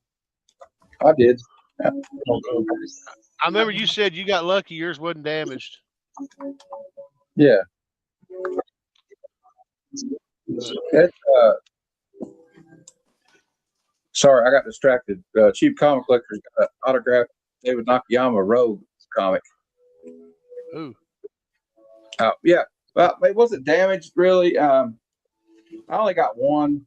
I'm not playing this blind bag game anymore like everybody else. No. You know, like not everybody, but Yeah. Well, I'm gonna get on my soapbox for a second because I don't even remember who did them. I think one of them was Harley, and I don't know, Harley and Elvira or somebody. I don't know, but I know the week after Mark Spears. Now here's the thing, I didn't. The Mark Spears blind bags were the only ones I actually participated in because I like Mark Spears. I knew what I was getting. Safe bet. I didn't do Batman, although, if I'm not mistaken, I had won this month's council member giveaway, and I think one of them has a blind bag of Batman #1. So I think it was that. I don't know if it was me or Kevin that won that, but one of us is getting it, the Batman #1 blind bag. But there were 3 blind bags after the week after the Mark Spears I was looking at, and they were $15 to $20 a piece. And my understanding is those have probably 2 or 3 comics with them. But my thinking is, and maybe people can educate me, maybe there's some way to protect the books.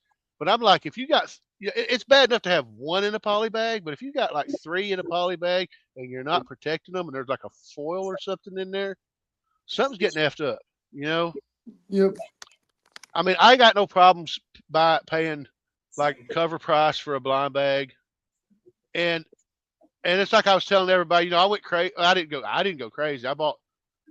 I think I bought 11 of the first Mark Spears, and I only bought 6 of the other one. But I looked at it like baseball cards. If I was to get an extra, like me and Matt, I got one that Matt wanted, so I sent it to Matt, and I bought some off Matt. Matt sent me some, so I mean, we was able to, swap some out. But I'll be honest with you, the second Mark Spears blind bags, I would have loved to have gotten at least one of those D&D covers, but I mean, hell, it is what it is. And the fact that Daredevil #1 is going to have a blind bag. When's that come out? I don't know. In March, I think. You got your blind superhero with a blind bag. Ah, Well, they had the Batman was called the Blind Bat Bag. Oh, really? Yeah. I know they did one for Turtles. They did one for Lion King. what was it? They went too far. They did one for Lion King? There's too many of them now. I mean, let's just be honest. There's one for me. Supernatural, Vampirella. Supernatural's not doing one. Yeah, they are. I've seen Vampirella, not Vampirella, but Harley and Elvira, I think, did one. Yeah, well, see, the one thing about the Harley and Elvira, the Thundar the Barbarian one coming out, the Supernatural ones, and the and I think Red Sonja and Vampirella is Dynamite's doing the packs have 3 comics in them and they're $10. Yeah. Oh, okay. I'll probably only get the Supernatural one. I probably should have jumped on it. I probably should have jumped on that Supernatural series when I. Oh, Tony, it's good. Not too late. There's only 3 issues. Yeah, I was gonna say I probably could find them at my LCS. If not, I could order them from my comic shop. It's a good dude. I've enjoyed it. Yeah, you thought the Super. I have 2 covers of #1. I have 1 cover of #2 and 1 cover of #3. I was gonna say you figure the guy that loved the show would end up buying the freaking comic, but I'm a weird sometimes. You got look. You got to take into consideration that I'm the guy that walked into the comic shop the week that Ultimate Fallout 4 come out, and there was 10 copies in the poly bags on the shelf, and the guy was trying to get me to buy one because it was the first appearance of Miles Morales as Spider-Man, and I went, that dude ain't gonna amount to nothing. He's gonna be a flash in the pan. He ain't gonna be worth shit. Yeah. So don't take advice from Tony. Wait, I like taking advice from Tony. I thought Batman was going to be a miss, but I was wrong. I'm waiting for Absolute Vodka to drop. Absolute Vodka's already, dude. Absolute been around for years. Yeah, Absolute Vodka makes you drop. Yeah. I wonder. What his worst enemy is. I'm looking for Absolute Firestorm. I'm just saying. I'll tell you what his worst enemy is. Will it's AA meeting. Absolute Vodka meets the AA. His worst enemy is the AA meeting. Yeah.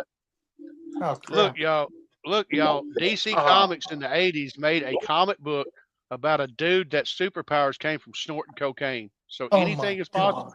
So anything is possible. So I literally was in Indiana. I was flipping through books, and I just wanted to see if they had it. They had it for $2, and I bought it just because of that, just so I could say that I had a comic book about a dude that gets his powers from snorting cocaine. Well, that's my idea for my comic book. Is a guy in the Appalachian Mountains that makes moonshine up in the mountains, and there's a military installation under the mountain, and they're trying to make a super soldier serum, and the super soldier serum leaks out into the ground and then gets into his steel, and then he gets superpowers every time he gets drunk. Did I show you guys this event when it came in? I think I did. When I was on Brian LCS's show once, I'm like, man, I want one of those. He's like, oh well, I got 3 copies. Yeah, that's cool. But what Matt was talking about truly was a demon in a bottle. Mm-hmm. Yeah, me and Jeff were thinking about making a comic book out of it and doing a Kickstarter. You know what's so weird is when I went to my comic shop, my newer one, it's kind of smaller. They did a goodie bag and they threw in stuff. They threw this in, and I've never read it. It's called Manifest Destiny. Huh. I've never even heard of it. And it's from who published it? Me too. Well, Image Skybound. I have a problem Well, with alcohol. I break out in handcuffs when I get to the drinking. So well, boy, I used to get bulletproof when I was drunk. Hey, but you know what you're saying though is a great idea, and you could play with it because, like, you could make like a fireball moonshine, and if he drinks it, he gets the powers of fire. And then, like, if he drinks, there's a liqueur called Aftershock. It's in a Yeah. little bottle. You drink it now. As you're drinking it, as it goes through your mouth, first it tastes like Red Hots, and as it goes down your throat, it changes to an icy, cool feeling. yeah. So if you could get some kind of like icy, like cool feeling like moonshine, then he has the powers of ice.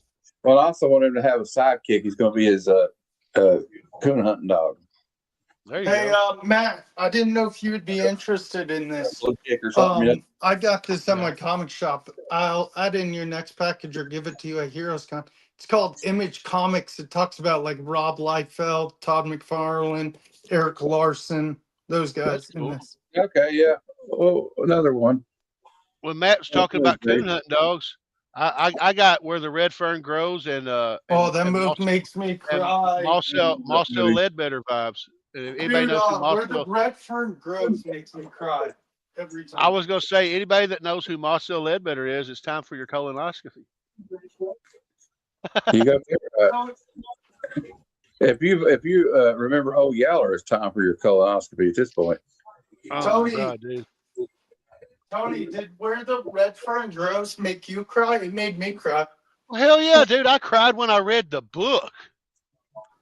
You know, you got to dude. That was a story of a little kid that saved his money and ducked out on his family and went to another county to get a couple coon hunting dogs that he saved up the money for. And he bought his mom a dress and bought his dad something and bought some like either bacon or some kind of. He bought all this extra stuff with the money, and then he raised those coon hunting dogs and won a freaking hunting champion awards and everything. And then for them to die like they, one died defending them and the other one died of heartbreak. Yeah, that was a sad story. I mean, it was a fun story, but it was a sad story at the end. Yeah. It was like they traumatized us as kids. I remember watching. You know what? Oh, go ahead, Matt. We were watching that and a never-ending story when a damn horse gives up living. Oh my God! Yeah, that was traumatic to me. You know what killed me was when they killed the horse in Animal Farm. Yeah. Yeah. You're talking about. I was gonna say you're talking about stories that traumatized our childhoods. Old Yeller, Where the Red Fern Grows. Well, he said never-ending story. The Fox and the Hound.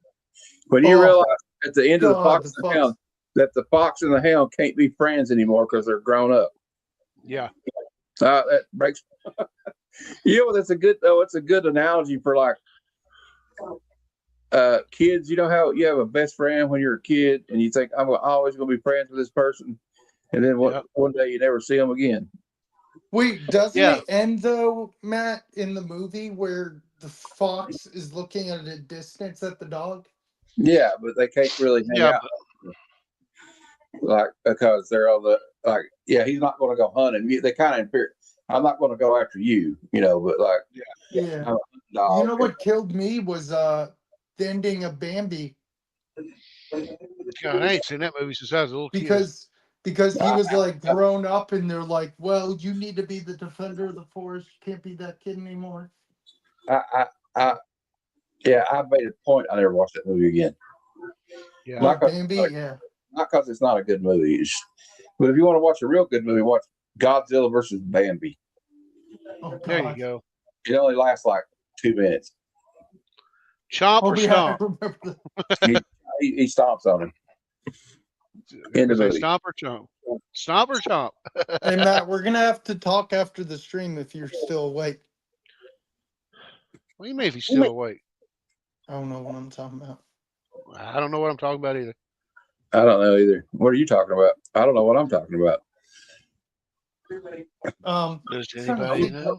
We're gonna start reading comics on here later, like Masterpiece Theater. Like, yeah. At the end of the day, we will read from Mortal 4, number 3 or 5. Oh, that ain't it. All right. This book's terrible, I think. I haven't read it yet, but I keep saying, but people have said so many bad things about it. I'm afraid to start reading it. And I've got 5 issues of it. Paul says it's good. Today, kids, we're going to talk about Showgirls. Oh, God. There once was a girl from the Midwest who wanted to be a dancer. She ended up being a stripper who liked to lick stripper poles in Las Vegas, Nevada. Then she became a backup dancer in a Las Vegas show and then got railed in a swimming pool by Kyle MacLachlan. Oh, God. The end. The end. Oh, God. And his her friend got savagely assaulted by a Michael Bolton, really bad Michael Bolton from Timu.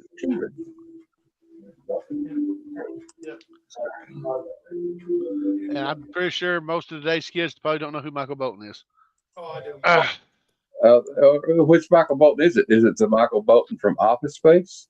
Remember the guy's name was Michael Bolton in Office Space? He goes, "Oh, are you related to Michael Bolton?" All right, guys, we got to take a minute and welcome somebody to the show. So let's welcome them in. Well, hello, Mr. Fancy Pants. It's the Big Jeff. What's up? Mr. Fancy Pants. Hi, Mr. Fancy Pants. I didn't know that was How are the Niners doing, Mr. Fancy Pants? Not very fancy. I'm going to play this one whenever. Their pants pulled down. Hey, Jeff, you missed Rich. Rich was here. Oh. I was going to say, whenever Vogs tries to assert dominance, I'm going to play this one. I got news for you, pal. You ain't leading but 2 things right now. Jack and shit. And Jack left town. Hey, Tony, you need to send me. Hey, Tony, I need the clip of that. You need to send that to me. You had it a long time ago, didn't you? I'll send it to you. No, you know what? Bruce Campbell's also in one of my favorite shows of all time, Burn Notice. Well, I was going to say, Bruce Campbell. Is that your girlfriend, Michael? It's like, I think it was like when Michael's mom called. Like, is that your girlfriend, Michael? Briscoe County Jr. The Adventures of Briscoe County Jr. was an awesome show. Yeah, I was going to say, let's talk about the greatest show he ever did, where he was the main character, and Matt just mentioned the name of it. Yep. He was also in another one. I can't think of the name of it, where he was like some kind of caped guy. I forgot what the name of it was. Jack I know. Jack of all trades. Hey, but the one with losing, Jeff, but the jerseys you guys are wearing are awesome. Hey, Will, let the showrunner talk. Hey, don't make me do this to you, Vaughn. This is for me! This is for Duke! And this is for the U.S. Army! Remember that part. Dang. Okay. We'll lead into this. How many of you people have got the brass cojones to try something like that? One of my favorite Bill Murray bits is the dickless part. I forgot what happened. Ghostbusters? Oh, yeah. Shit, dude. I don't know why, but one of my favorite scenes that Bill Murray ever did was in Groundhog Day when they're getting chased by the cops and they pull over and he goes, "Don't worry, guys, let me handle this." Yeah, I'll have a cheeseburger or order fries. Yeah. Here you go. This is we can't play all of it, but here, Tony, I want to. This is a Briscoe County Jr. Yeah. And also, I'm going to point out that Briscoe County Jr. had Julius Caesar Carey III, who played Sho'nuff in the last Dragon. Yeah. Sho'nuff. Here we go. For you, your father's things. I need to get this show. It's on DVD for like $10, I think, some places. I'll have to buy it. Actually, let me find a better clip. Hold on. Of course, my favorite role it is. Go ahead. Is this a show or a movie? Show.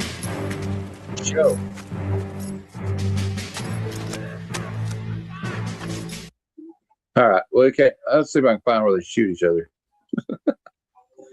They're showing up right there. Yeah, they're showing up. Who's the master?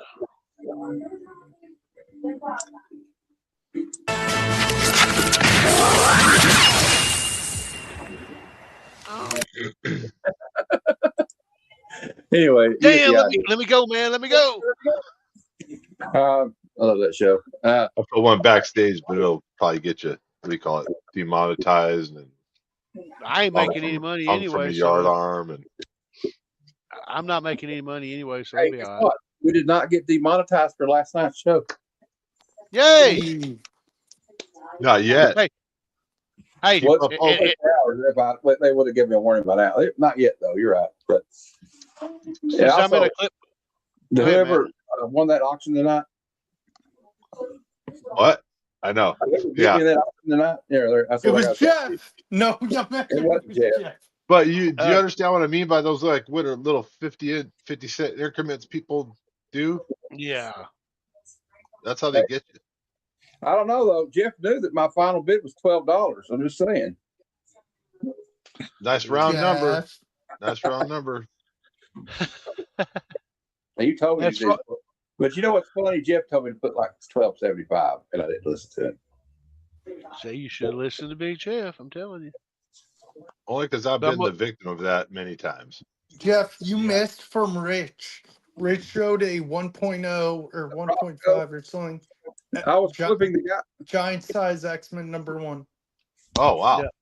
Hey, Roscoe, I was flipping the guy off that beat me in that auction by 50 cents for the G.I. Joe tank. Yeah, Roscoe. Oh, yeah, Roscoe. How you doing, brother? Roscoe. I'll send you the link. Roscoe. Yeah, send Roscoe the link if he wants to pop on. Now, when you was talking about getting, what do you call it, strikes and everything, I was for Matt. Since I was in a clip playing mood, I was going to play this. What's the worst that could happen? See? No consequences.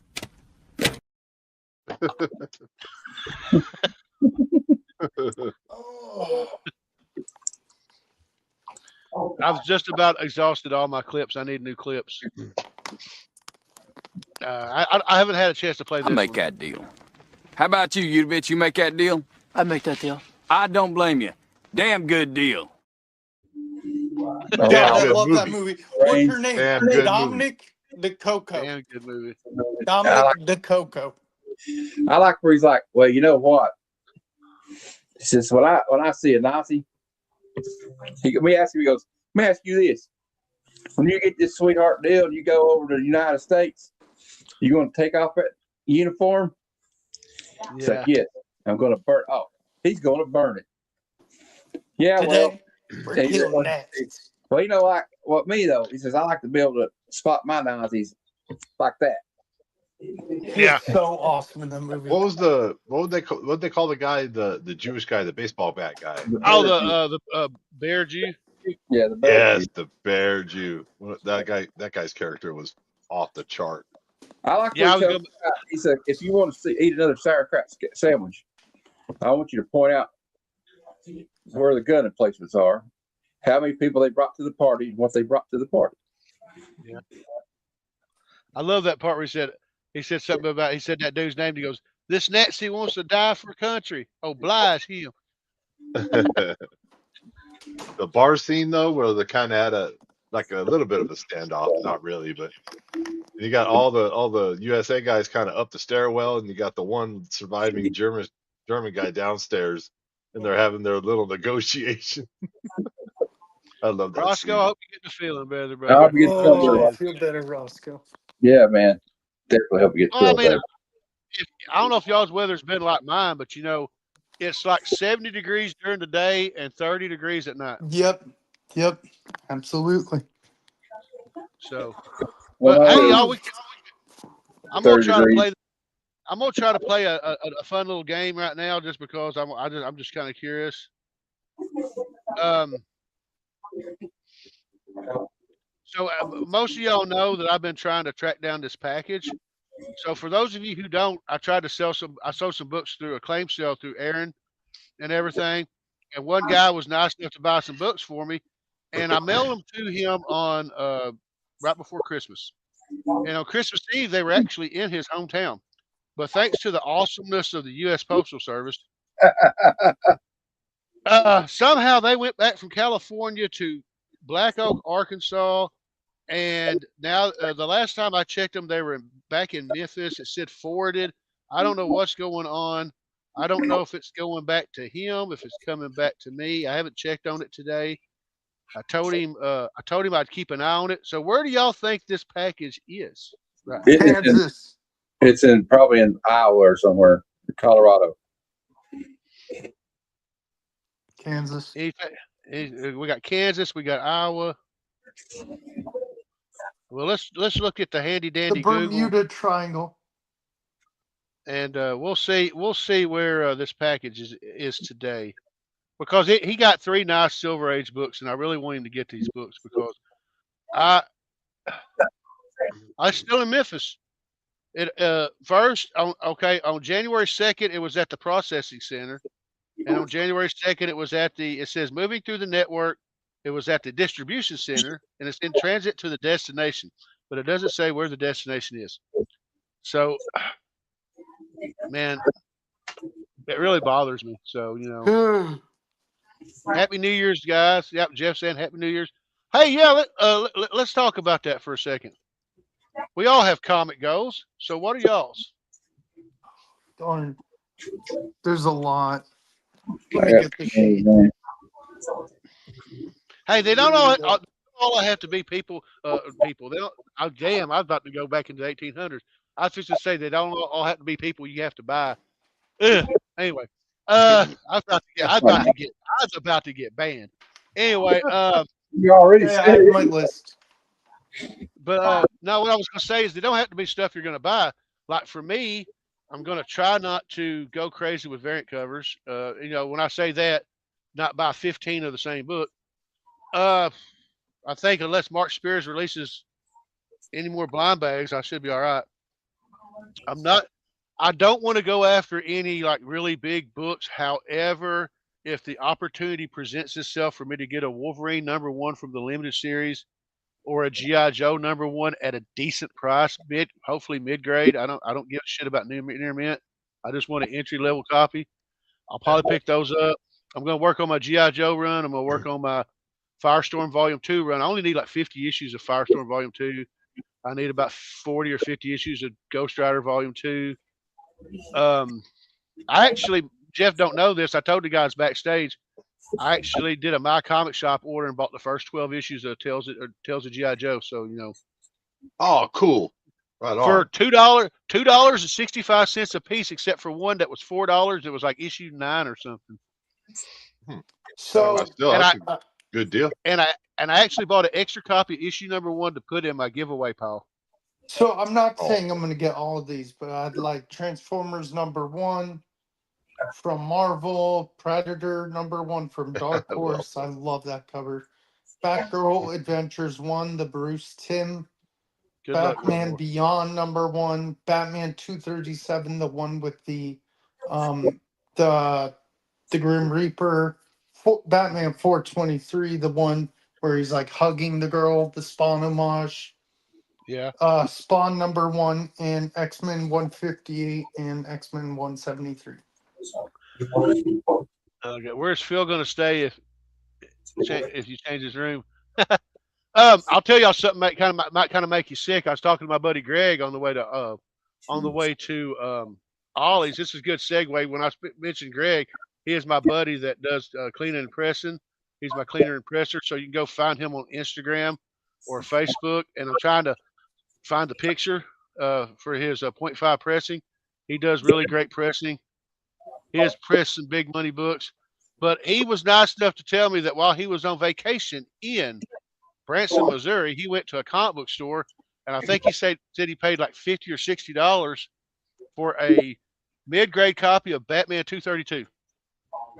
Wow. So if y'all know what that is. I'm trying to think what that is on the top of my head. For those of you who don't know what that is the first appearance of Ra's al Ghul. Oh, right. Okay. I was going to say, Jeff knew what it was. Well, no, I was going to raise my hand and say I'm pretty Batman ignorant because I know of the keys. I just don't have the numbers memorized. I don't know them all, but I'd love to have 232. I don't know the issue number, but there's a very awesome. I want to say it's a Neil Adams cover. I might be wrong, and it's the one where Ra's al Ghul has the sword and Batman's laid out on the ground. And he has the mask of Batman. I think so. I know what you're talking about. That's a big book. I'd love that book too. My first two collecting goals, I kind of just totally skipped over the first time somebody asked me this, but it's to number one, get them organized at least 60% better than what I have right now, and number two, read more of them, like catch up on the actual reading, the actual enjoyment of my gigantic collection. Not gigantic, but my collection's big to me, and I want to get this guy's little brother because I picked this up. I picked this up. I believe that's like a week ago. Big brother. I believe that would be his big brother. You got to get. Yeah, big brother is what I mean. Yeah. What's his big brother? I'm trying to think. Okay, it's with Wolvie on the front with the newspapers listing all the mutants. Days of Future Past. Yeah, Days of Future Past, 141. Yeah, that's a book I'd like eventually. And the 49ers have lost. Here we go. Bye-bye. Here we go. Somebody said, Wellbore said, I want Batman 249 and I want to find it in the wild. No problem. Geek. Roscoe says the shirtless Batman cover. Yes, that's the cover. Yeah, that's an icon. That's a beautiful cover. Oh, that's the first appearance of Talia al Ghul, I think. It says Battle of Batman and Ra's al Ghul, iconic what panel number of is it? Batman. Oh, iconic panel of Batman kissing Talia al Ghul. It's Batman 244. And the one that Wellbore's talking about, it's not a key. I'm gonna try to find the one because I'd love to get to. Okay, I believe this is the one Wellbore's talking about. Okay. Well, I could tell you my goals, but they're extensive. Well, I'm trying not to set too many goals that are out of reach. Mine are completely out of reach to get all these, but what I'm looking for and will be looking for is Iron Fist 14, the first appearance of Sabretooth. Yeah. Iron Fist number 1. Iron Fist Marvel Premiere 15, which is the first appearance of Iron Fist. Luke Cage Hero for Hire number 1. Captain America 113. Captain America 112. 114. And the Pipe Dreams 100, but I probably won't get 100 this year, get 100. And then Conan the Barbarian number 1. Well, I'm being ambitious, aren't I? But that's and G.I. Joe 154 and 155, which is going to be hard. The first appearance of Ra's al Ghul is 232, and it's a green cover. Yeah, I was saying the one you want. What number was it? 244. That is iconic panel of them kissing, yes, in Battle of Ra's al Ghul. Yeah. But I would like. I don't think I would turn down a 232 either. I'm just saying. I've got a nice reprint, but and if we're going to swing for the fences, since Matt is also hitting the lottery this year, if we're going to swing for the fences, dude, I'll agree with Matt's Conan number 1, and I'll go Marvel Spotlight 5. And Ghost Rider 1 and Tomb of Dracula 1 and 10. I can have 10. I'd actually like to have the whole Tomb of Dracula run. I mean, I want the first appearance of Batgirl. Batman, can't remember the number. I'd like to have Batman. You sound like me, Will. Let me tap it in there. We'll call it. Okay, let me look up Batman. Can't remember the number. I'll take a low grade Fantastic 448. Oh yeah. But if we're really going to talk about lottery books, I want a Fantastic Four number 5. Oh yeah. What if they actually was a book called Batman? I can't remember the number. There is a book with that. I'm drawing it right now. Another one I'd like to have, and I just thought of it, and it just left my damn mind. Don't you just love when that happens? Yep. Oh well, it'll come back to me. Yeah, it happens when you hit 50. Yep. I should ask my buddy. Greg which one that Batgirl is because he's got it. Oh gosh, I know what it is, and I'm. No, wait a minute. Is that Batman or is that Detective Comics? No, you're right. It's Detective. I think 237. You had me looking into Batman, and I was like, wait a Well, minute, that Mark, sounds. 181 Poison Ivy, right? Yeah, Yes. 181 is Poison Ivy. Oh, I thought he was making a Hulk reference joke. Sorry.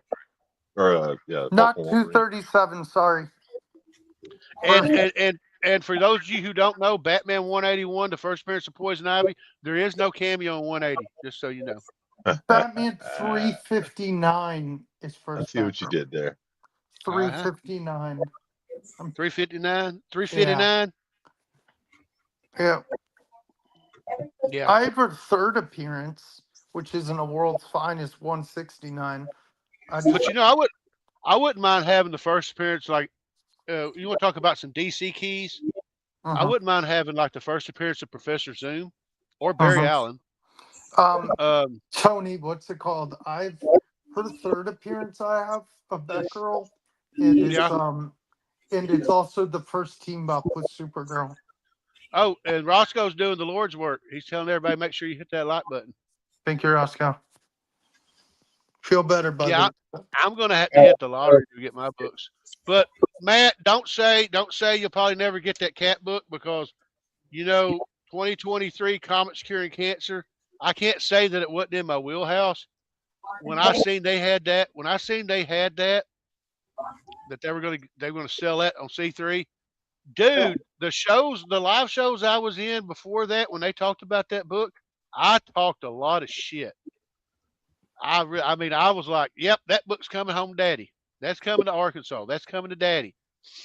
I didn't know if it would or not, but and then the first thing I bought was that damn Transformers that metal that was signed by Peter Cole and Frank Welker, and I said, well, that'll probably be Well, that's a good book to come home to Daddy too.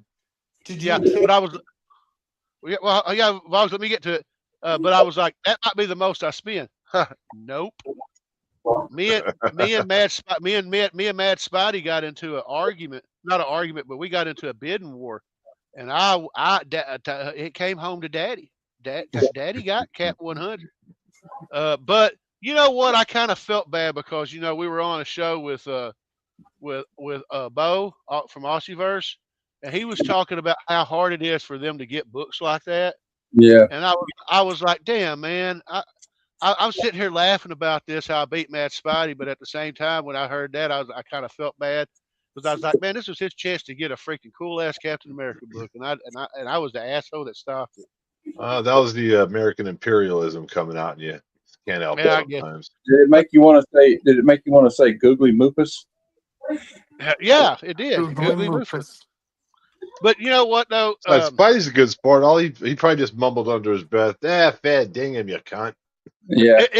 It was funny because when I believe it was on my show when I did Only Slabs when I made my appearance, I showed that book and I said, yeah, I got in a bidding war with somebody, but I don't remember who it was. And in the comments, Matt Spidey said it was me, asshole.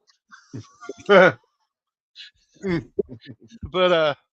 yeah, it was pretty cool. I'm going to be on there in May 2nd. I'd like to return, but I want to wait till I have a stable schedule where I know what Saturdays I'm going to be off.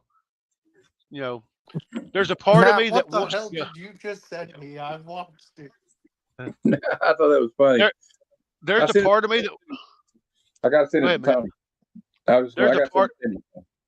Okay. There's a part of me that wants to do this show every single week at 8:00. But the schedule I'm on, like next Saturday, I'll be working. So, like today, I don't have to worry about going to work tomorrow. So I can stay on as long as I want. But like next Saturday, when I got to get up at 4:30 in the morning. Ooh. Good night. And I'm going to be, about 9:30. I may be going, I may knock the time back to 7 Central. I don't know. But I'll be going, yeah, y'all, I'll see y'all next time. And, you see what I'm saying? That's one of the reasons why I went bi-weekly. But if I get the new job, then I'll be working 8-hour shifts Monday through Friday, and I'll have Saturday When do off. you And even find out if you and e- get the new job? probably I go back to work on Tuesday. Everybody else comes back the week later, so the week later I'll find out. But I'll be working 8-hour shifts, and sometimes even if I work Saturday, I'll get off at 1 o'clock in the afternoon. So, you know, and I actually need to finish editing a video. I started doing it today. I filmed it on January 2nd, and in the video, I'm sitting there going, "Yeah, man, yesterday was New Year's Eve. Happy New Year's and everything." And I was like, "Damn, Tony, this video was supposed to came out Friday, but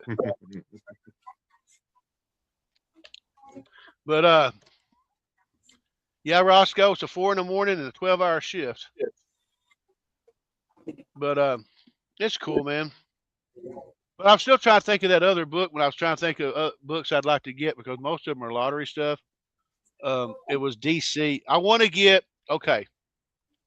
I wish I could have did this when my brother was still alive. I want to get the first appearance of He-Man because my brother, I always fantasized about the idea of getting that book and giving it to him because when he was a kid, that was his thing. His favorite thing in the whole world was He-Man and the Masters of the Universe.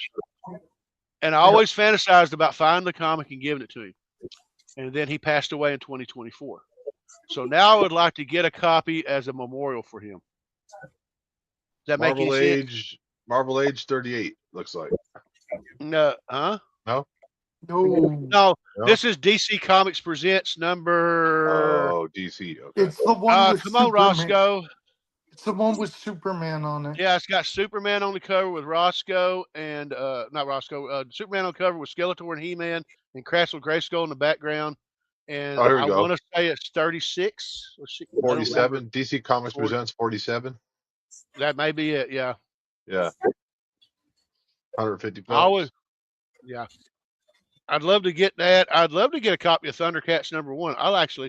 I'd even love to pick up some Voltron comics if they have them. I know they had. I know they had to make Voltron comics. But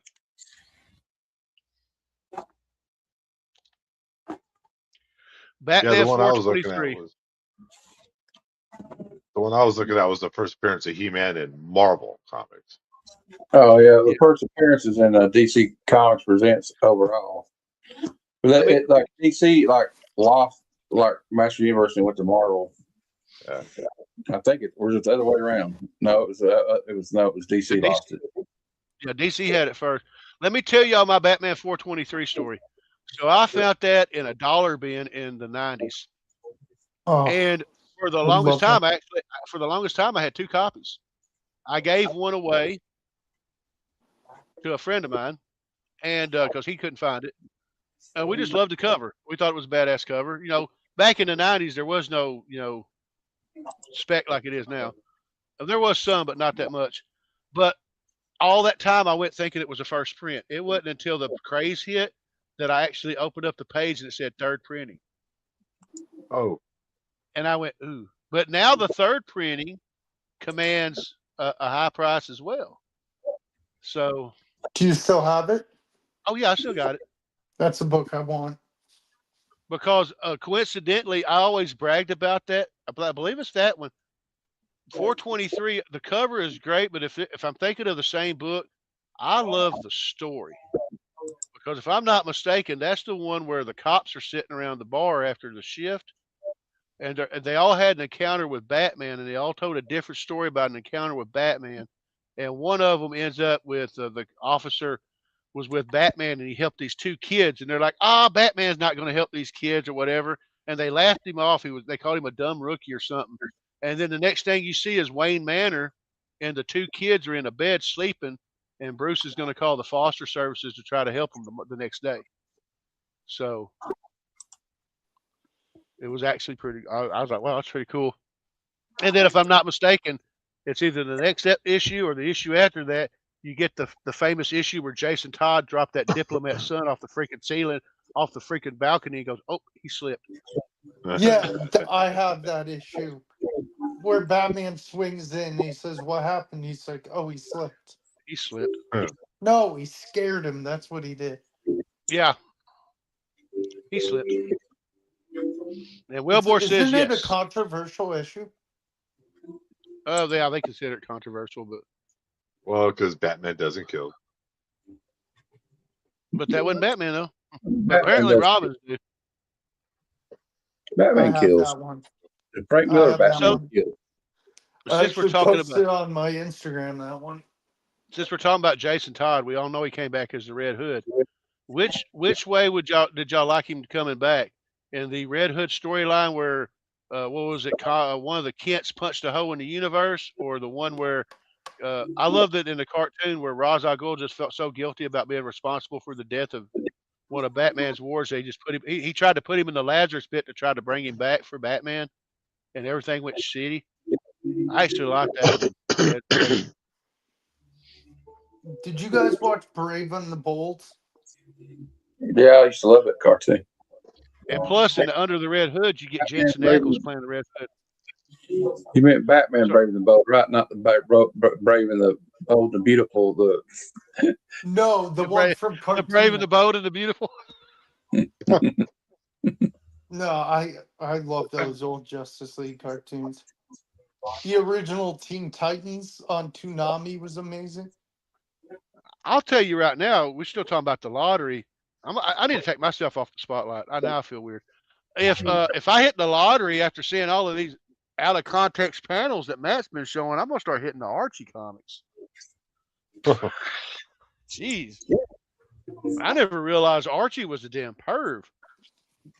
Yeah, he is. That whole damn gang, man.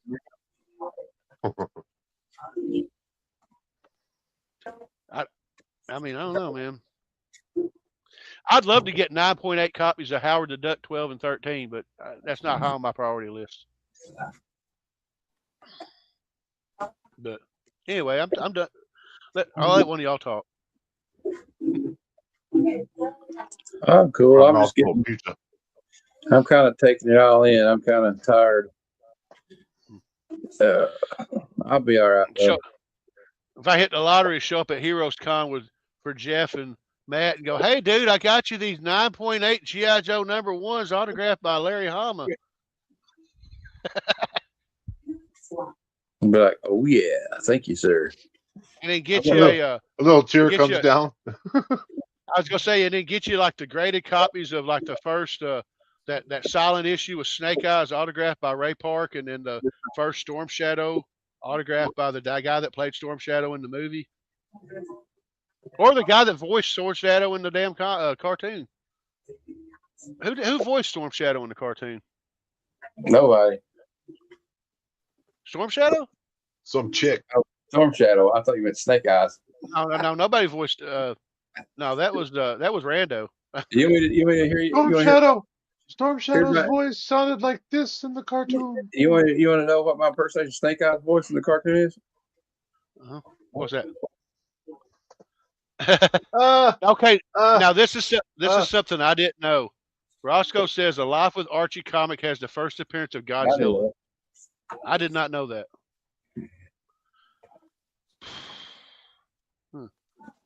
I'll look up voice actor. I couldn't tell you. I know Chris Latta did Starscream and Cobra Commander, and apparently Frank Welker has done everybody from Fred from Scooby Doo to freaking. I mean, damn. Mel Blanc. Keon Young did his voice. Who? Keon Young's his name. Because if I'm not mistaken, in the cartoon, didn't Storm Shadow have a vendetta against Quick Kick? No, Spirit. Spirit. I was trying to remember which one it was. You're right. It was Spirit, because Spirit kept beating him. If he had a vendetta against Quick Kick didn't do too well. Because Storm Shadow always kicked his butt in the cartoon. Maybe you two G.I. Joe aficionados can help me with this issue, because I know it exists. There's 2 issues I'm looking for, because I remember reading them when they first come out, and I went, "Holy shit, these are freaking awesome." There's one where the Baroness shoots Storm Shadow in the back on a beach and kills him. No, she shoots him in the front. I thought she shot him in the back. Shot him in the front. And then, added him. It was issue. All I know is it's in the 40s. I just know it's in the 40s. It's and like 41 or something, because it's like it's when they're 47. they're bringing back Pintor's coming back, and they throw his body into the bat. That's the yearbook. The yearbook. I know the Dreadnoughts throw him in the tank. If I'm not mistaken, I think it was the Dreadnoughts that threw him in the tank. Yeah, if I'm not mistaken, it's 47 where Baroness snipes him. Okay. Well, there's one way to find out. And talk about awesome covers. I love the cover for G.I. Joe 75. If you know, you know. You got Baroness strapped on that tank. Yeah, I want to get that graded. I got a copy of it, but I need a graded copy. Yeah. Oh, decide not to grade anything or buy comics until I get the Heroes Con and just buy some slabs, you know. Let's see. Down here, I'm sure it's a key because it's a desk. I'm not sure because I've never been able to find it. But I think Jeff may be right. I know it may be 47. But does he die? Yeah, he died. He died because when the Dreadnoughts put him in that tank, he's dead. Oh, well, they must have realived him. He comes back. Matter of fact, it's the same. It's that same cover, Matt, that you wanted to make a little diorama about. 47. Yeah, with Frogman and what's his name on the cover? Wetsuit. Flint, yeah, Wetsuit and Flint. And, was it Flint or Hawk? Beachhead.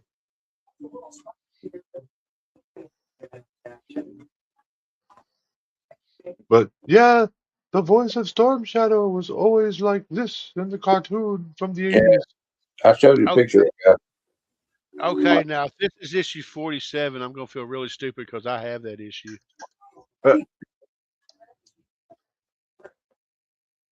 That one? Yeah, it's issue 47. Yeah, it's that one. Oh my God, I got to. I never opened it up and looked at it. Holy shit! Yeah, it says right here, Snake Eyes. It says, here's what happens. Cobra Island, for the sole purpose of killing Zartan, since he found out that Zartan was who killed the Hardmaster, not Storm. Yep. So Snake Eyes, against G.I. Joe orders, has vowed to help Storm Shadow. Is Storm Shadow the end? Snake Eyes is quickly rescued by the Joes, but Storm Shadow has drifted too far away in the ocean. But against all odds, he makes it back to shore, only to be shot dead in the head by the Baroness, who proclaims, "You have betrayed Cobra once too often, and I intend for you to never betray us again." Hey, me and Matt only got 44 more issues to go before we're reviewing that. Yeah. Well, it's going to be before Heroes Con, so we're going to do on Monday. We're going to review 4 for Monday, and we're just going over all of them, and we're kind of reading them like as we go, but we kind of skim over a lot of it. We kind of hit the main points. Yeah. I did get a compliment from Steve the Voice White. He said, "I enjoy it. It's like reliving the comic book." So there you go. Keep it going, get bro. better at it too. Me and Jeff will get better at it. So maybe I can hang out with y'all sometimes. Anytime. Yes. Join in the G.I. Joe goodness. Yeah. I was going to just call it retro comic reviews, but I think that I should just do like the G.I. Joe one should be its own thing. Just call it G.I. Joe Spotlight. We'll make W Vogs 18 read all of them and join us. Hey Vogs, you were raising your official narrator. You were doing the finger thing. You got something you want to say? No. Oh, no. Okay. I thought you were going to give us some like international Vogs of words of wisdom. No, that don't exist. Dude, don't be so down on yourself. That's our job. Right. You're not supposed to beat yourself up. That's what your friends are for. Yep. I don't have any words of wisdom, but I run my pie hole constantly. Right. Hey, I got some words. I got words of wisdom. Only when mosquito land on testicles do you choose another path besides violence. Oh, jeez, imagine. Man who take woman camping have one intent. Sure. Oh man! Now we're gonna break out the bad jokes. Yeah. I've already had bad. I got bad jokes for days. Oh, I do too. I got some ones that'll get us canceled too. I said one the other night because I was like, I'm not going to say it. Remember? And then Cliff said something very vulgar. So I said, well, I'll just say it. Well, it's like that one I made about the parking, the park. What was it? Picking out a parking spot and dating a woman. So I mean, You know the one I'm talking about, Tony. You were there when I told it. yeah, I remember. I'm not going to tell it again on your channel. I got more respect for you, but I'll tell Jeff after the show. Ask me to tell you backstage, and I will tell you. Yeah, you're staying awake for a little while more. Oh, you're How not. you know he's staying away? Yeah. Yeah. Hold on, Will. Now, damn it, Will. Hey, Will, no, I know where you're going to be at on May 12th through the 14th. You do. I'm just saying. Yeah. I know where he's at year round. Charlotte, North Carolina. I don't know that. Actually, I got his address too. If you want it, we'll look him up. Hey, here you go. Here's some dad jokes. Did you hear about the cartoonist found dead at his home? Details are sketchy. Oh my God. Oh Lord. Here's you one, Tony. All right. They found a hooker in a hotel room near my house. She was in the bathtub. She was dead in the bathtub full of cereal. They think it's the work of a serial killer. Did you guys see Tacoma Comics on Instagram's doing a $2? He has a box of comics for $2, and he's just going through the box. I can't afford him Claim $2 below. or $2, $1 at this point. I'm trying to, but I'll go check it out. There's another joke for you. Did you hear about the two guys that escaped? That drank a gallon of they took a bunch of Viagra and escaped from prison. The police said they're looking for two hardened criminals. Oh God. All the ones I'm looking at are just so weird. Here you go. People are making apocalypse jokes like there's no tomorrow. I like it. Horse pulls up a stool at a bar, and the bartender says, "Oh, come on, guys. That joke's terrible. Why the long face? Come on." Why the long face? I was just gonna let you finish it. Yeah. Oh, yeah. I thought you guys didn't know it. I was like, this is odd. 3 people that don't know that joke. Okay, a bartender, a rabbi, a priest, and an atheist walk into a bar. I don't know. One's got a roll of salami under one arm. The other one's got a duck under his arm. Here you go. You need some motivation from the Ultimate Warrior guys. Yeah. Put the rocket fuel loaded with the word. You can feel it, dude. You can feel it. Load the spaceship with the rocket fuel loaded with the word. Cocaine was a hell of a drug, y'all. Yeah, it was. Well, yeah, throw it in a cereal bowl and mix it up with fucking roids and freebase. Yeah. Crash the airplane, Hulk Hogan. Yeah, he goes, then you will get to the plane to WrestleMania, Hulk Hogan. Then I will take out the pilots who have already made the ultimate sacrifice. What was it? Did you hear him go? You can hear him go. Yeah, and we will put that plane into a nosedive, Hulk Hogan.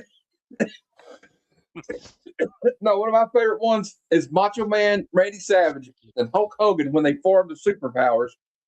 Mm-hmm. He's like, I don't know, B. Gene.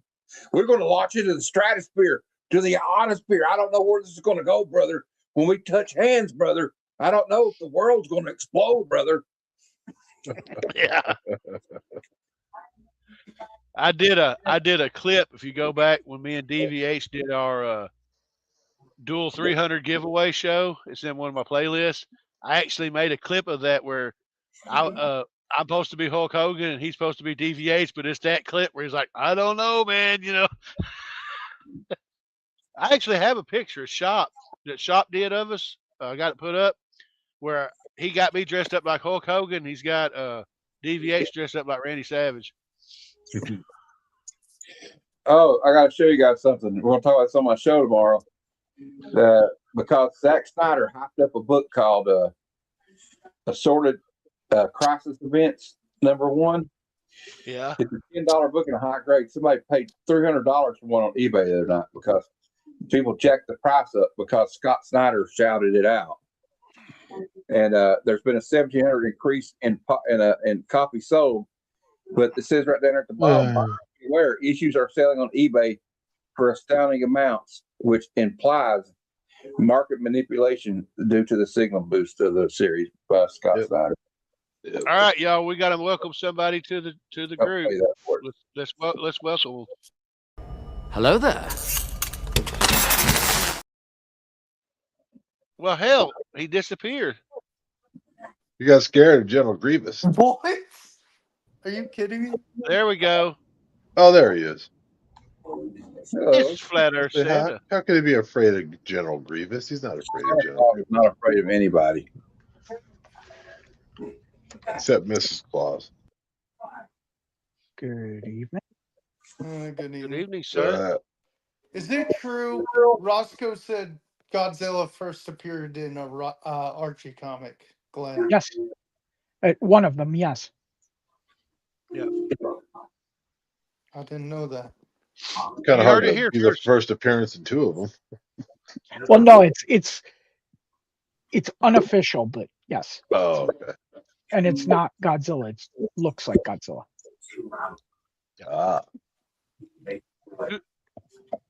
We should still run like it is Godzilla, even though it isn't. Yeah. You're selling the book. It is Godzilla. Correct. Oh, just got done gaming. Nice. How was it? Hold on. A lot of fun. I was gonna say it was time with the family. Of course, it's fun. No, he said game night. I just assumed it was family, like your family game night. No, it's friends that that Oh, okay. we live close to each other, like in real life friends.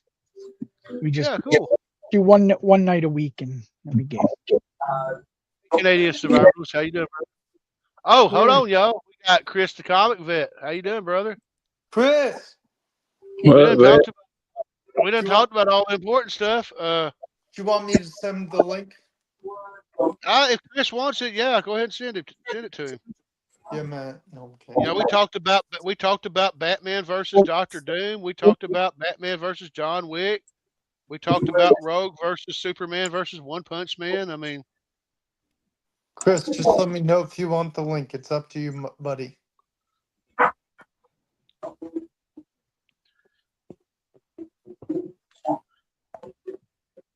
Chris is always welcome on the show. Yeah, let me. John Wick cleans.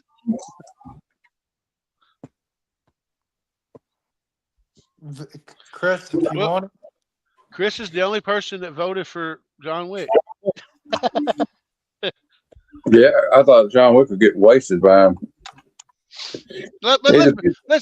Let's be honest though. Do we really think Batman and John Wick would be fighting against each other? No. Well, yeah, I don't think that Batman would like the fact he's going around killing people over a dog. Well, that's true. Well, yeah, that's true.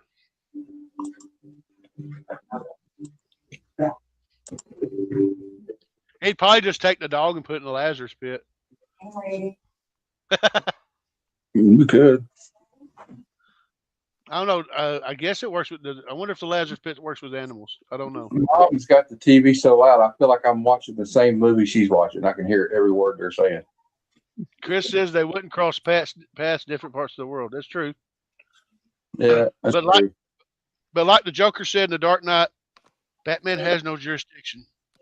Well, ask Chris about the one. Well, yeah, I thought that Dr. Doom would wax his ass. Yeah, Vet. Batman. Yeah, Chris. Who would win? Who would win if they had 2 weeks of preparation between Batman and Doctor Doom? I should have pointed that out. 2 weeks of preparation. What about you? 2 weeks of preparation. Flat? Oh, then Batman wins. Ah, Vet said Doom.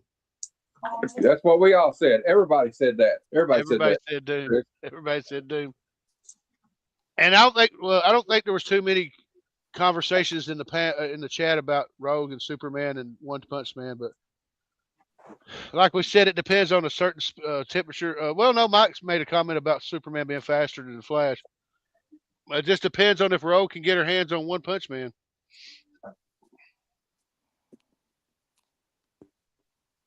But all Rogue has to do is take her gloves off and lay her hand on Superman. That's true. Yeah, she could do the same thing to Superman. Yeah, but can she with the? Does it work across from Marvel to DC? Ooh, that's a good point too. I would assume it would. Or anybody's powers. The question is, could she catch up to him? But of course, she does have Carol Danvers. But she's not. Does Superman actually have powers, or is that just his natural? Well, Parasite. He's an alien. I know, but Parasite uses his powers. Remember, Parasite drains his power and uses it. So. But I see what Glenn was talking about different worlds, because the Infinity Gauntlet doesn't work in the DC universe. It doesn't? No, Darkseid tried to get the gauntlet, and then when he got it, it didn't work in his world, so he got pissed off and threw it away. I believe he threw it away. He just got mad and threw it in the trash. It's like I'm returning this to Amazon. Yeah, no, I'm gonna get my money back. Hey, you know what? I'm selling this damn thing on eBay. If they had another in the next issue, they'd done like an issue that like has him with this damn thing not working. It shows Darkseid going into the pawn shop.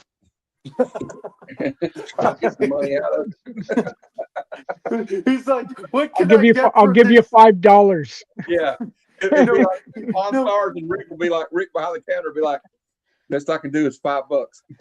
We got to bring in an expert. Yeah, and they bring in like or something. He's like, "Well." Imagine he's like, "Hey man, they bring in Adam Warlock. They bring in Adam Warlock. He's like, "Well, I can tell you a whole story about it." Dude, no, imagine he's like, "This stupid Happy Meal toy won't work."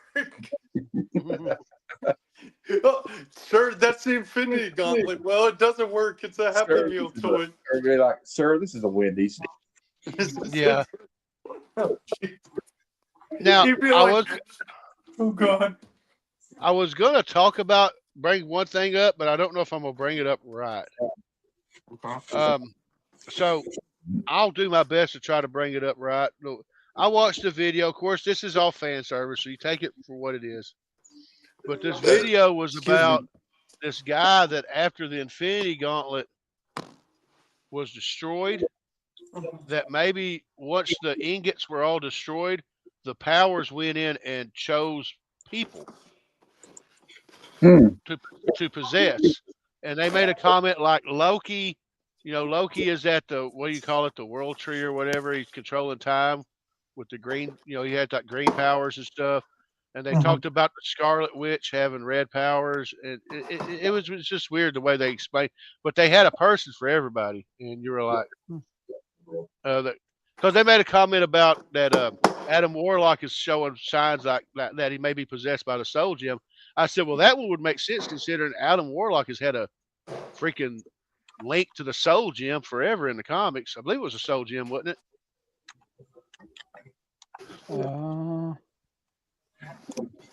What if Matt goes to the pawn shop?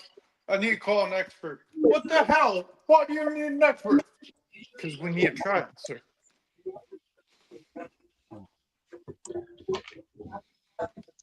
Is there a Infinity Gauntlet equivalent in DC? I don't think there is.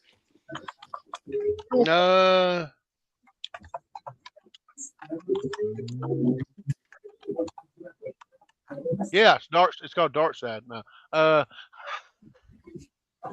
don't know. And I was actually trying to think of what were the boxes? Mother boxes. The mother boxes. Yeah. Yeah, I Yeah, it suppose seemed there like would be. I was gonna say it seemed like in the Marvel universe there was always it seemed like they had tech for that. You know, you got Galactus trying to kill you. Oh, we got the ultimate nullifier. You know, because I always loved that. I think it was in Infinity War when they were going to when they decided to in the comic Infinity War when they decided to reassemble the freaking gauntlet and the Magus is looking at him on the screen and you just see him look like he just has a look like I'm doomed. And then it didn't work. But I'm trying to think if the only one I can think of is the mother boxes. I'm not really enriched in my DC lore, so I don't know much about any artifacts. well, here's another question. If Rogue can steal Superman's powers, is it quicker than he can regenerate from the sun? Oh shoot! That's true. That's a good point. Yeah, because what she may have absorbed his powers, but wouldn't she have his weaknesses too? You would think so, yeah. Yeah, you know, tit for tat. Because you know, even in the cartoon of X-Men, when she absorbed Cyclops' power, she had to have a pair of ruby quartz glasses to hold her back when her eyes went crazy. Yeah, I didn't like the retcon of that, where it's pulling the energy from another universe and whatever. Yeah.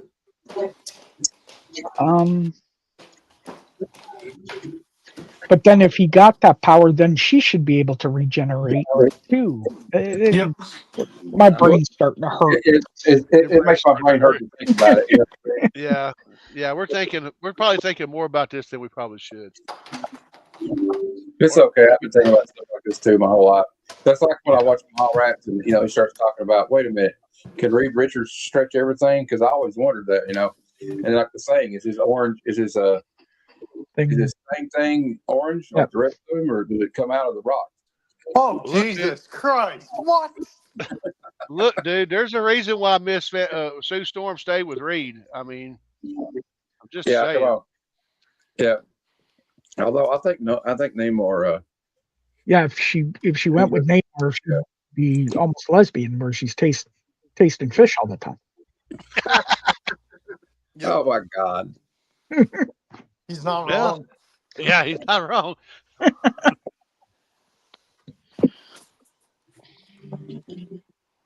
always thought it was unique. Oh, now I remember the other book that I wanted to get. Remember I told you I couldn't think of the other book I would like to get?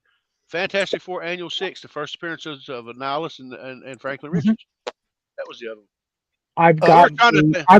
I've got a low grade copy for you. Well, mid grade. Cool. And everybody's wanting it because of the Frank. Huh? And it's not crazy priced. Cool. Yeah, I've always been a big fan of Annihilus. I love Annihilus. I think you should get a mini Infinity Gauntlet for the puppet. Well, he's got. Well, I can. The mini puppet is his Infinity Gauntlet. Oh. Yeah. Or why don't I get a little tiny one for the tiny puppet? Sounds to me like you're trying to make him the master of puppets. Yes, I am.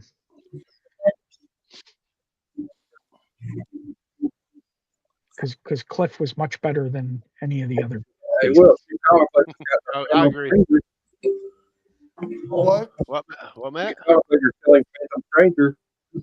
Oh, shut up. Oh, Lord.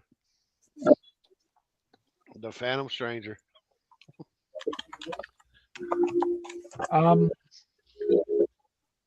Was what's his face on On Mad Spidey's was Jean on Mad Spidey's because I. Yeah. Yeah. I gotta welcome somebody else to the group. Hold on, y'all. Hello there. Hey, Kevin. Kevin. Who are you? Oh, hold on. We got another one. Hello there. The vet. The vet Okay. himself.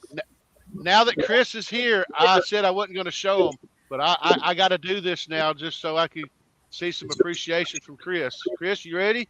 Yep. Wait, you can't have two Canadians on the same panel. Well, there's only Oh. 12 of us in the country, so it'll work. So, the only thing better about having your own lightsaber, and I can't show this one because it ain't working, it's dead. This is the one I had before, but this one's dead. So,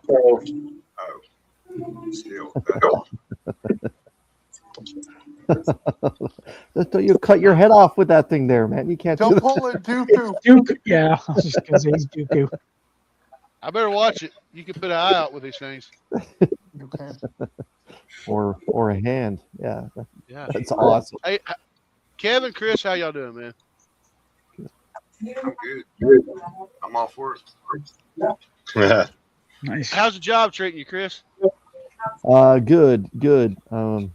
There's curveballs with everything that when there's a new job, Tony, as you know, just getting used to how things are playing out, that kind of thing, and trying to fit YouTube into all of it as well, and try to be creative and stuff as well with content. But getting by. Thanks for asking. So I'm going to explain this. I talked about this a little bit before. I build this as the final episode, and the reason why is because since Chris brought up schedules, I work a 2-2-3 schedule, 12-hour shifts. I'm off this Saturday, but I'll be working next Saturday. So on the idea was on the Saturdays I was off, I would do Into the Comiverse, and then on the Fridays I was off, I do hanging out with Grandpa Starscream. Well, we started doing Friday Night Frights. Me and Matt did. So the other one kind of went away, and I was like, well, if I only got time enough, I got two shows that are basically the same. So I just decided to phase out Into the Comiverse because me and E-Man are getting together trying to work out a cool little intro for hanging out with Grandpa Starscream that's Transformers related. So we'll see how that goes. Yeah, I need to start going live again soon. I don't know if y'all know this, but I like Starscream. I knew that. Really? I never knew. No, I thought your favorite was Ratchet. Yeah. No, that's the kind of women I like. You like Transformers? I thought it was just Kiss. Yeah, no, it's Kiss and GoBots. Ah. As long as you're not kissing the Transformers. He told me he wanted to marry RC, but I don't know Tony. if there it is. So, Tony, you're saying you like kissing your Transformers. Interesting. Shh, we don't talk about things that's not on camera. Only the RC one. He sleeps with it at night. Chris is looking at me like, did he just say Kiss and GoBots? Damn right I did. What kind of show did I stumble onto here? He made a full size body pillow of that the race car girl from GoBots. Oh God, I can't never think of her. Is it Crasher or Thrasher? I can't remember. I can't remember. So, for those who didn't see earlier, Matt and I and Tony got to see Rich, Comic Cap Collectibles, swung by and showed us a 1.0 or a 1.5 of Giant Size X-Men #1 Yeah. just acquired. Nice. Very nice. One of these Since, days, after I rob a bank, I'm going to own that book. Whoa! Don't confirm saying that on a show. I'm gonna be right. Top down there. Allegedly. No, 1.0 is not. You can get 1.0 is in your price range. My range? No. But what I was asking for Jean Malot is a guy just messaged me and said he's got a VG Plus, VG Plus Space Ghost #1 that I think might be in Jean's price range and then can get it graded. Ooh, you should hit him up. You Yeah. really should. Yeah, I think he'd be better off if he sells what he's looking to trade. And then Yes. Yeah, that's what I thought. The problem is What do you that want? Stan Lee signature he thought was super high up. It's not. No, I know they said that, but just because it's on the first appearance of Silk doesn't mean that people will not pay for a Stanley.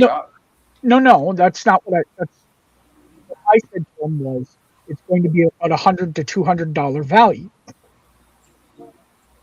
Is a Good start. a Stan Lee premium puts $100 to $200 on whatever book it is, but the book itself in 9.8 is only about $100.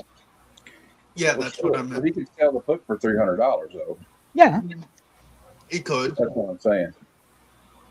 Yeah. Glenn, I would agree with that with most modern books outside of the Silver and Copper Age big grails. Then I think that his autograph is worth more than just a little bit more than 100 and 200. Because of the book it's on. Because of the book it's on, exactly.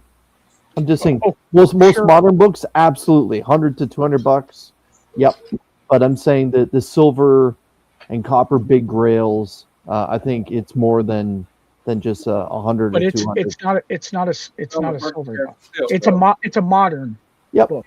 And yeah, I'm totally on board with what you're saying. 100%. Yeah, I would agree. Like if it's like ASM 252, 300, when you start getting McFarlane and Stan Lee on 300 or something, that's when it gets really. There you go. Attaboy. So, this one I would ask a little bit more than just 100 to 200 because Stan Lee signed it. But 2.0 to begin with is probably about what, about 4,000 to 6,000 to begin with. I'd We'll probably hope for more. price another 1,000. There you go, Chris. I'm saying without Damn, signature. Chris, do you keep that thing in a holster or something? You just Yeah. whipped it out. He's like, check this out. Yeah. It's Blunt Man. Absolute Blunt Man. Absolutely Stone Batman. I love it. I want you to show the other one again. What's Who that? did that cover? Oh yeah, I do. Do I keep it in a holster? Yeah, I got. It's like, just Yeah, like got a gun that quick pops out of your hand. Yeah. He sleeps with it under his pillow. See, I can't. I can't compete with that. I switched to show some slabs, but I can't compete with that. So I wanted to show this to Chris. If he You wants want- me to or drop you the guys- link. Sorry. Did you guys see Rob and I's show Oh, for no, Only yes. Slabs that our top 10 that we each Yeah. did? Mm-hmm. No, I didn't get to see it. I've been meaning to Okay. go back and look at All it. right, Because I was I'll with show Sam. you my top 5. Okay. Hold on. And then I want to show. I'll show Chris something. Okay. Roscoe, just Ross, because I saw Roscoe's asking about it. That is the Batman book.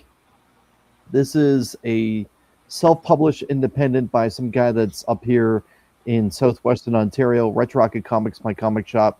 He picked up like 5 or 10 copies from the creator, and he put it in his independent rack. And I was like, "Did Something Sealed in the Children come out this week?" And I'm like, "Whoa, what's Batman doing here? Whoa, that's not Batman. What the hell am I looking at here?" But yeah, there's a little Canadian flag that's right here because some of you may or may not know. I know some states are marijuana is legal, some are not.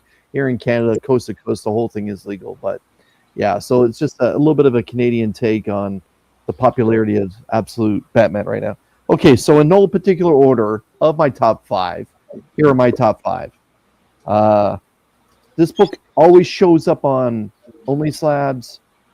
Rob and I often make fun of ASM 129, which is probably the most popular book to be shown on Only Slabs. First appearance of the Jackal, first appearance of Punisher. This is top 5 that often gets shown, and I'm always like, I can't believe I don't have that book. Well, I finally have it. This first appearance of Beta Ray Bill. Nice.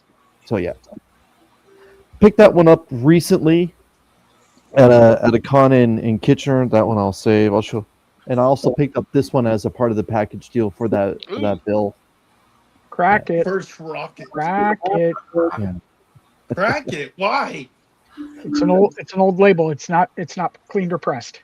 Right. But yeah, it definitely has like some fingerprint stains that are here. So there is room for potentially room for it to grow. And yeah, first comic book appearance of Rocket, because as most people know, Rocket's first appearance was in an oversized comic book. So this is the normal standard size comic book of Rocket Raccoon. Yep. Low grade is better than no grade. 181. Nice. Wow. Nice. Love that. Yeah, this is it's a 0.5 because the centerfold is missing, and also the corner up here and some corner there. This book has seen some love, as you can see right here, boys. It's missing a corner there. But as a big fan of the character and her current volume, yeah. Well, the cover's in place, thankfully, but it does. Still seems like a pretty low grade. Yeah, Looks like a it's nice- because the centerfold is missing. Yeah. Did you go to Monte Casino? No, I never made it. For the one for Boxing Day, no, I didn't make it. Because I had one for sale. This a 2.5, yeah. Oh, a 2.5. Not graded. Raw. Oh, okay. 2.5 complete. Nice, very nice. Well, Fantastic Four issue 50. Nice, another crack. Yeah. Yep, smoke weed crack. So yeah, I don't know. Maybe a good pressing would be able to get it to a 3.5. It's Silver Surfer battles Galactus. Johnny Storm goes to college. First appearance of Wyatt Wingfoot, but it's also third appearance of Galactus, or pardon me, third appearance of Surfer, second appearance of Galactus. But Tony, when Chris is done, I've got a game for the panel. Part of the triplets. And my favorite big book that I picked up last year is this one. I remember when you got that. Yeah. That is awesome, brother. This was my big book that I picked up from Heroes this year. I don't know if I'll be going to Heroes 2026, just because of Charlotte's actually not cheap to travel to. I'm kind of thinking maybe one year I would like to just go to New York City Comic Con. This might be the year that I go to New York, just to say that I've been to one of the two big cons in North America. Return to Heroes again. And then of course I return to Heroes, of course. Yeah, a big fan of Black Panther, as most of you guys know. Thankfully there was a few of the lower to mid grade copies of this, and Black Panther books for his first appearance really cooled off, and I thought this year was the best year to try and pull the trigger, and I'm happy I did. Happy to have this. That's awesome. In my collection finally. I love it, Chris. Yeah. Or you can get a ride down with me and Kazi to Terrificon, because we're driving down. Yeah. I'm thinking Terrificon. I'm thinking or Terrificon or Baltimore. We'll see which one. Oh, I'm going to both. We're driving to both. Nice. Vogsy, before we play, you're welcome, Chris. Vogsy, before we play your game, I want to show 4 slabs I picked up this year. Yep. And I'm not going to be in Chris's wheelhouse, but it's cool. They're all awesome. I think Chris probably saw them because I showed them on Only Slabs. Yep. Hey, Chris, Yes, sir. you at least got to go to Heroes Con in 2027, because I'm making it my pledge in life to hit Charlotte in 2027. I told my wife I'm not doing nothing. That is the only objective. Is Heroes Con, Charlotte, North Carolina, 2027. I'll be there or be damned. I'm going to be there. All right. I will circle it then. All right. So the first one I picked up is everybody should know by now, this is my favorite character. So to get this as cheap as I did at a 9.4, I got a copy of Firestorm #1. Nice. Nice. Very nice. Very nice. Because I love me some. I even actually have my raw copy too, but I got this in. And again, another bump possibility. Yeah, you're not lying. I got that for incredibly cheap. This was a repurchase. I had to sell my original copy to pay a bill, but this year I was able to reacquire it in the same grade. Oh, nice. So I got that. Tony, would you mind reading us the right side of the blue label there? Wait a minute. What? This isn't. For you, Chris, yes. Matter of fact, I need a light because at 52 my vision ain't that great. Hold on. Need that magnifying glass too. First appearance of the new Spider Woman, Gwen Stacy. Very nice. I got a feeling I'll be doing this before because it's kind of funny that I'm showing this book. Big goal that I got this year, I was actually proud to get it, was this one. Nice. Oh yeah. First This appearance is of Spider-Man's blood. death, No, I'm kidding. the death of Gwen Stacy. Mm-hmm. It's a big But book. this was my goal for this year, so goal was achieved. Good for you. And a nice grade, too. This I had no plans to do. I was sitting in Indiana. My brother, Greg, my buddy, said, "Hey man, I'm going to let this book go for this amount of money." He said, "You think that'll be a good price for eBay?" I said, "eBay, hell, I'll send you the money right now." I was like, "I'm going to jump on this. I have the money to get it. I'll never get a shot like this again." So, in a 1.5, because like he said, low grade is better than no grade. Yes, Tony. Man, no more. Welcome to the welcome to the Kingpin Club. Yep. Hell yeah. When he showed me that picture, I went, "Yeah, that's not going on eBay. That's going to Arkansas. That's going to Tony." Okay, we're not playing a game, but I'll show my slabs. Everyone's seen my Batman my sister gave me, and then the Flat Earth gave me the Rogue. So we got this one. Each has a story, and I put a little label behind it. We got Spider-Man Gen 13. It's not numbered, but it's a 9.8 CBCS.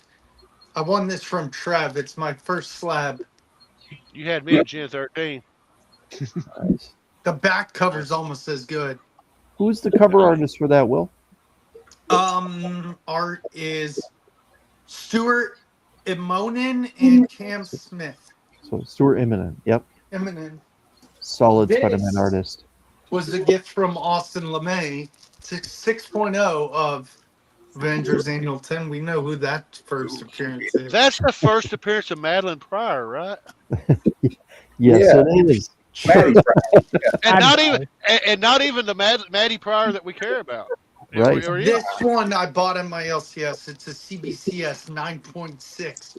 Astonishing X-Men #1.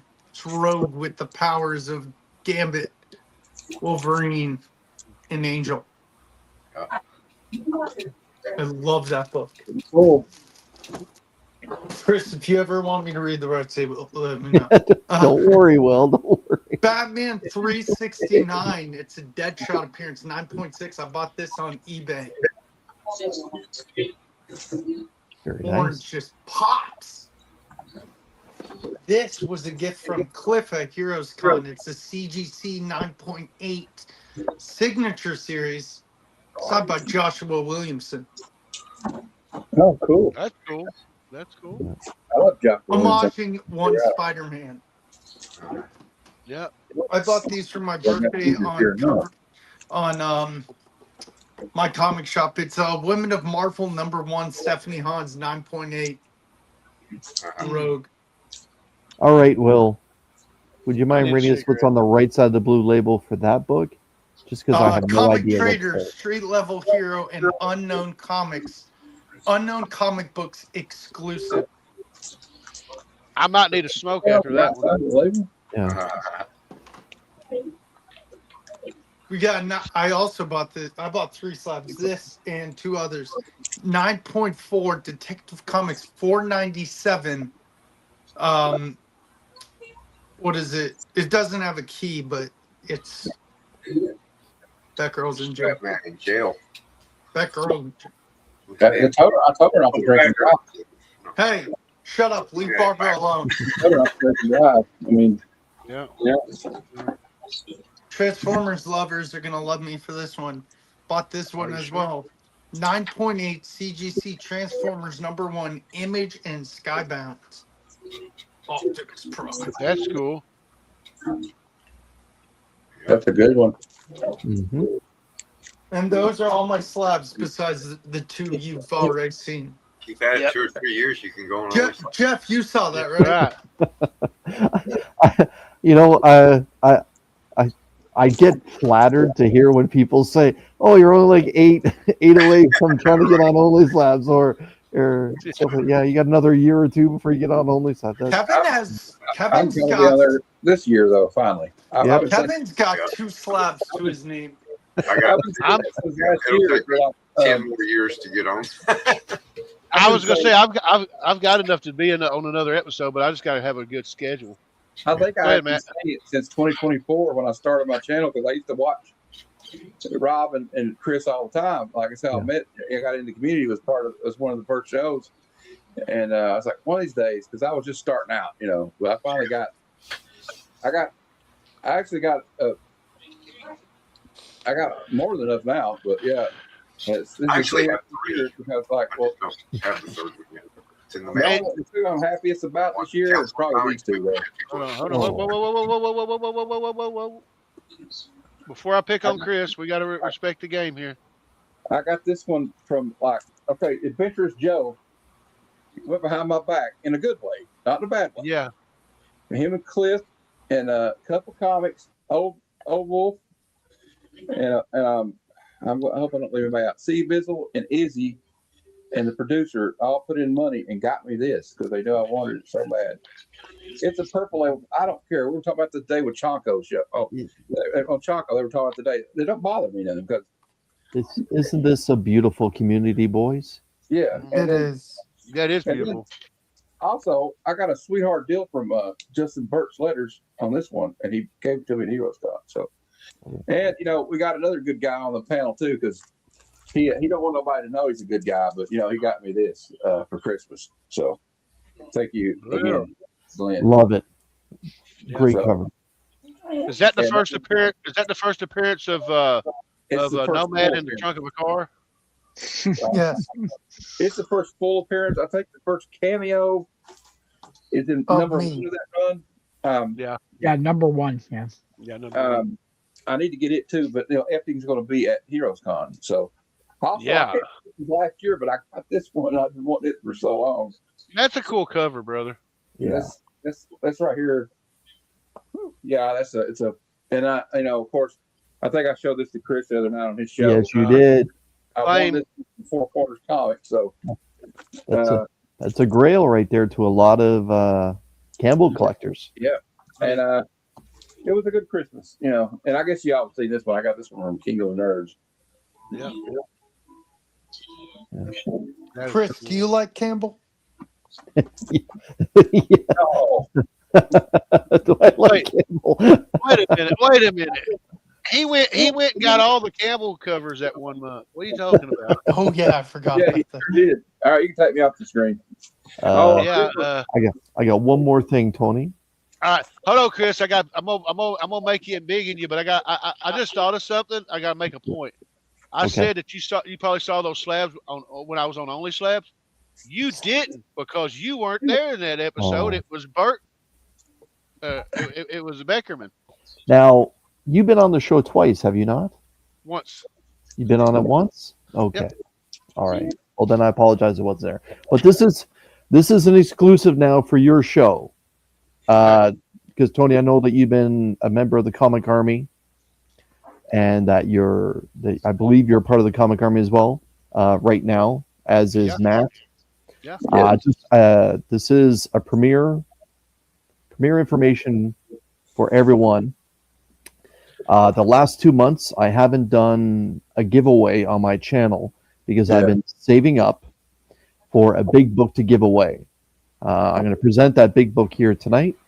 I'll be giving away a 3.5 CGC from September 1964, X-Men number 7. Oh shit!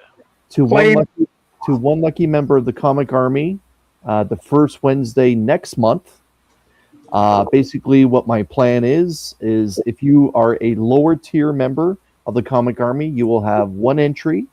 If you are the higher tier member of the Comic Army, you will have 3 entries to get your hands on the second appearance of the Blob, the first appearance of Cerebro, Magneto, Scarlet Witch, Quicksilver, Mastermind, and Toad appearance, the Stan Lee story, Jack Kirby and Chick Stone cover and art, Again, 3.5 off-white to white X-Men number 7. I'd like to thank Retro Rocket Comics for cutting me a great deal on this book, so I can hook it up with one of my channel members next month.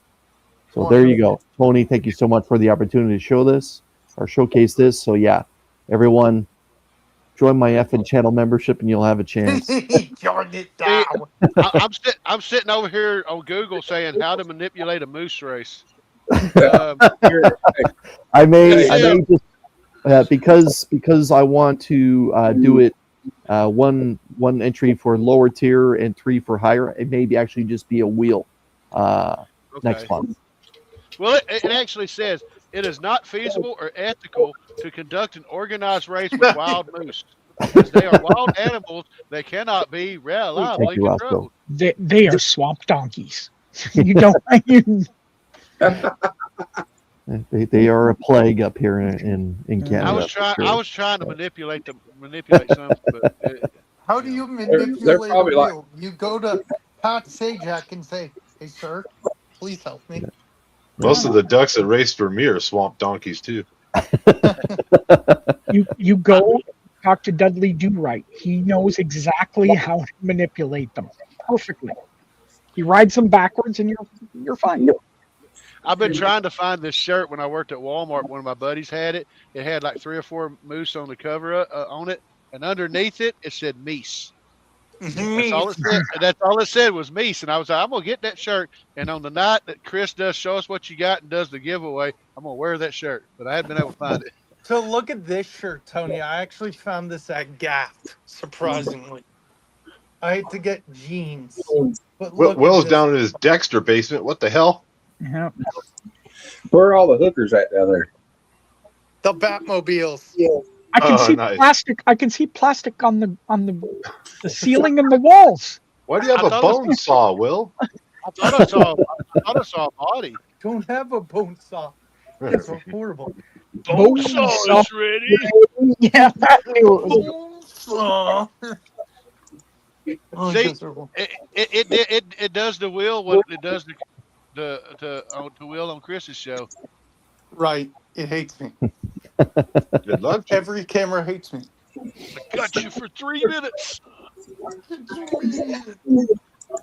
I love Randy. I've been over here trying to change my membership level.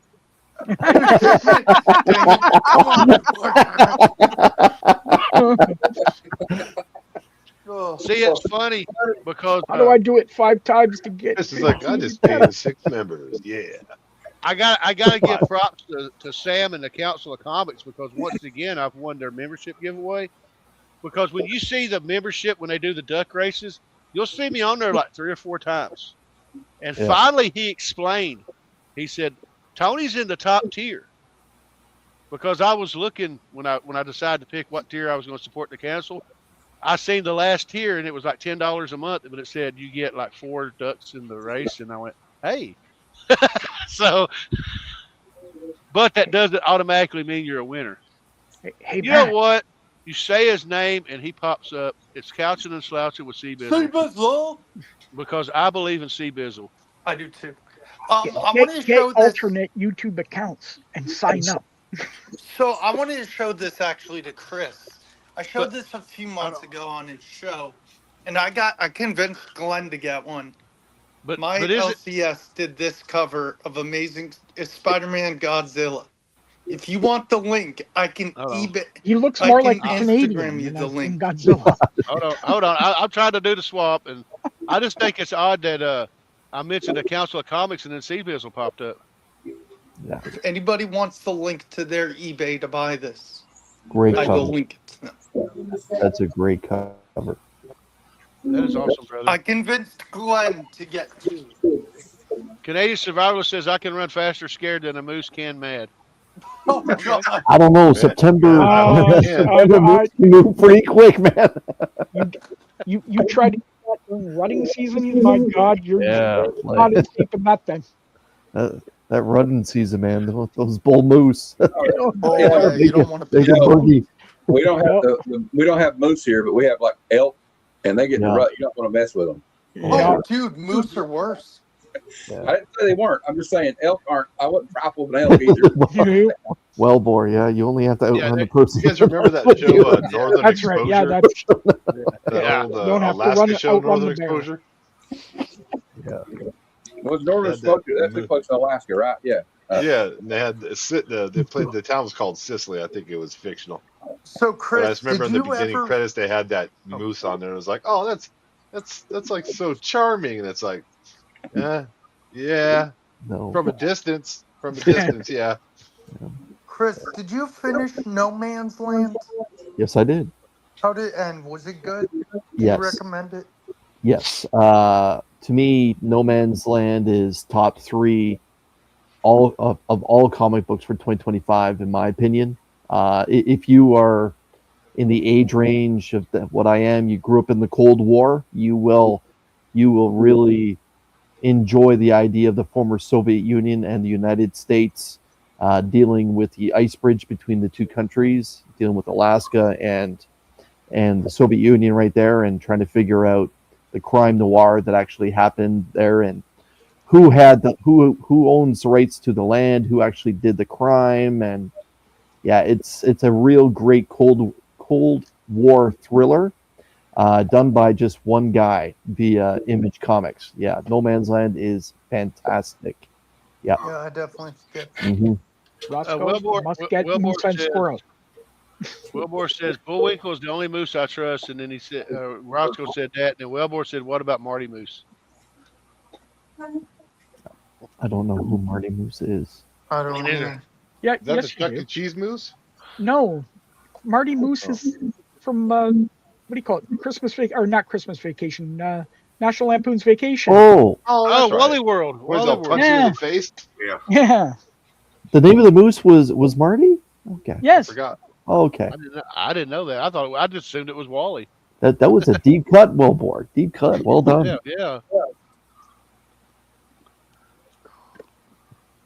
Yeah, I'm trying to think who's on next week for only slabs because it was Chonko. I can't remember who next week is. Let me look. I bet Chonko brought some heat. Shoot, yeah. He did. Rare, like very rare books. I call them the Indiana Jones of comic collecting. Yeah. Mm-hmm. Yeah, I have connections in like Sao Paulo. I'm like, okay. Oh, Wolf of Wall Books is next. That's right. And then E-Man's in a few weeks. Spidey's in a few weeks. Who dat? Who the F was Wally? Wait, Spidey, as in Mad Spidey? That's correct. Holy crap! He's got slabs. Currently, Wow. Yeah. I think They're that's the washed best. up on Best feet. word. Okay, I'm definitely going to be in the Yeah. chat in that show and just roast him He nonstop. he may present the book and then literally rip open the slab. He's got the drill. Got I think he safety wanted to goggles put a on. flamethrower in the thumbnail, and Rob's like, "Yeah, All right. no, you can't do that." I changed my level of membership just now because Oh my god! Of course, Matt. It worked, Chris. There you go. I'm sorry, Matt. Well, That now I feel session- guilty, man. Like, say if it doesn't work out. I'm sorry, Matt. No, But your note to self, membership, never take Matt to Vegas. Yeah, yes. Hey, Matt, your membership has expired. I can always downgrade later. Can I buy multiple memberships? Oh yeah, hey, we'll be on there. Like I'll make like we'll have M. like, Morgan, I got Matt M. in different accounts. M&M. Yeah. Kentucky Legend. But Trying you to know, pull the Columbia House thing. You know the thing is though. I mean, it does increase my odds just a tad bit, maybe not a lot, but yeah. I thought I was already. See, I checked it to see if I was already on there because I already thought I was on the top. Yeah, tier. I'll be on Only Slabs in like a year and a half, maybe 2 years. Roscoe, weren't you on like the week after me? No, he wasn't. That was who was on after you? Is it Was it Paul? I know who it is. It's one of my members, one of my fellow members of the Blackwater Comic Club. I think Cisco Wall Books is next week. I think. Oh It no. is I next said I'm saying after the one that 2 I weeks did. after I thought Glenn. After was you after me. was Justin was after Justin you. Burt. Yeah, Justin Burt. Oh, that's right. That's right. Yeah, that's right. It was Glenn, then Justin, and then we had our year-end show. Yeah, that's right. Because you And know, a quick Only Slabs fact, boys. Every so often, Rob will announce that this is the beginning of a new season, whether it's a brand new year or after something that's happened with the show, like when we rebranded the name and that kind of thing. The last 4 times, because now we are technically in season 7, last 4 times, the first book shown was a Rob book. Wow. So, and today he actually showed 2 Rob books before we got into the first lab. Yeah. And all the crap that I got for showing one, Jesus. really give everybody crap for doing that. So Chris, I wanted to ask you, how long did it take you guys to do that intro where you both walk? Well, the one that we're using now is the second time where we have an intro where the 2 of us are in the same place. Before that, it was just the random countdown and stuff. And since we actually got to spend time together at Heroes a couple years ago, we used the same one. And then I kind of got tired of it. I said to him, going into this Heroes Con, I wanted to refresh it. I wanted something similar, but just fresh. I just kind of get tired of things being like the same. Eddie Van Halen would often re-record the piano for Jump and Right Now every 3rd or 4th concert just because he wanted it to stay fresh. And I've always held on to that idea, and I wanted to do it this time. We did the walking individually. I did it 1 take. Rob did it a couple takes because he wasn't happy with how he looked. And then the fist bump, that was actually like the 3rd take. And once I got back to Canada and I was doing some editing of it together, I went to add a special effect, and it just worked out perfectly that when we do the fist bump together, I could have placed that starburst right over it. So he was happy with it. I was happy with it. It's corny as hell, but it's fresher. I love it because it takes place where the art auction is outside. Yeah, it is inside the hotel. And we did that on purpose because the last one was inside the hotel as well. Yeah. Yeah, I love your guys' intro. But yeah, it's just, like when you see people, you take pictures with people, and we just kind of grew out that whole idea. Yeah, I was happy when you interviewed me at Heroes Con. I was like, oh, thank you, Chris. No, stop. It's all good. What were you going to say, Matt? I'm sorry. I said I was so excited. I said I like the old one too. Yeah, coming down together. Yeah. But yeah, I'm excited to go back. Not to change gears. We were talking about Heroes Con, but I confirmed my reservation, and I have convinced. I've recruited 2 new people to Heroes Con that never been. The Big Jeff and my friend Aaron, Psychotronics work guy. Jeff, where are you coming in from? Modesto, Northern California. Right. I know where Modesto is. There's a Frito-Lay plant there. Yeah. Yes, sir. Yeah. I worked right across the street from it. Did you? Okay. Yeah, I used to send chip bags there once a week. Yeah. He's going to fly to where I live, and I'm going to pick him up. Then we're going to drive down from Kentucky. So yeah, hopefully you don't run into. Did you live there, Chris?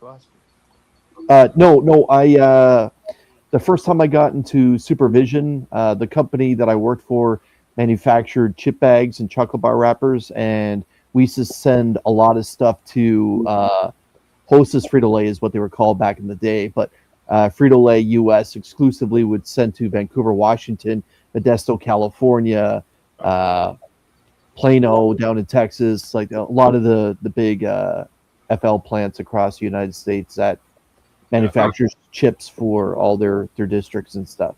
Yeah, I worked at the we got international paper. The one for the southeast is in Georgia, right about 10 miles from me, middle Georgia. Yeah. I know a lot of people that work there. Sea Bizzle in Plano via Detroit. Yep.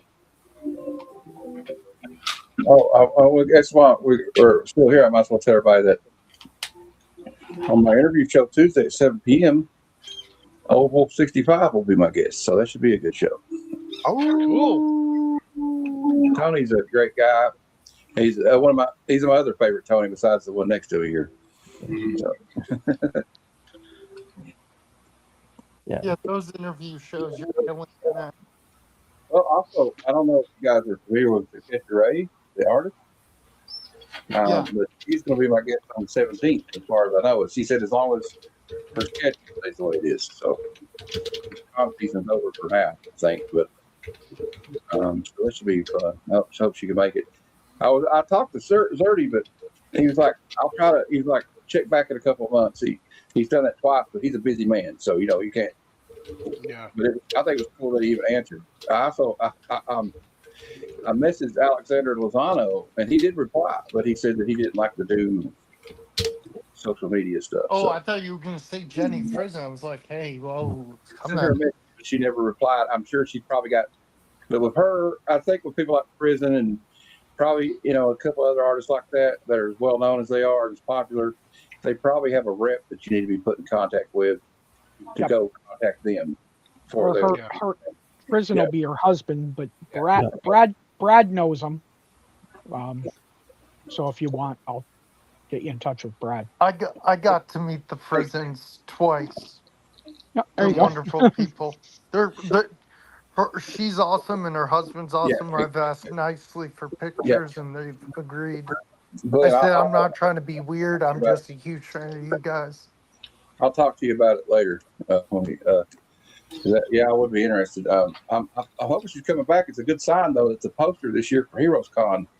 It's her artwork, so I'm thinking she's probably coming back. Yeah, let's hope so. My Spider-Man 1/100 I got this year. I'm cracking the Voltron.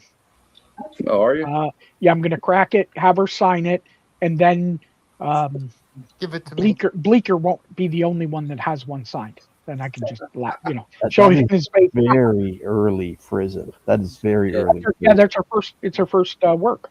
Yeah. She was. Was she kind of surprised when you? I was with you when you brought it up there. She was kind of surprised that. She said, "Oh, you got this one." Well, yeah, no, that was Bleeker's that I brought down with me.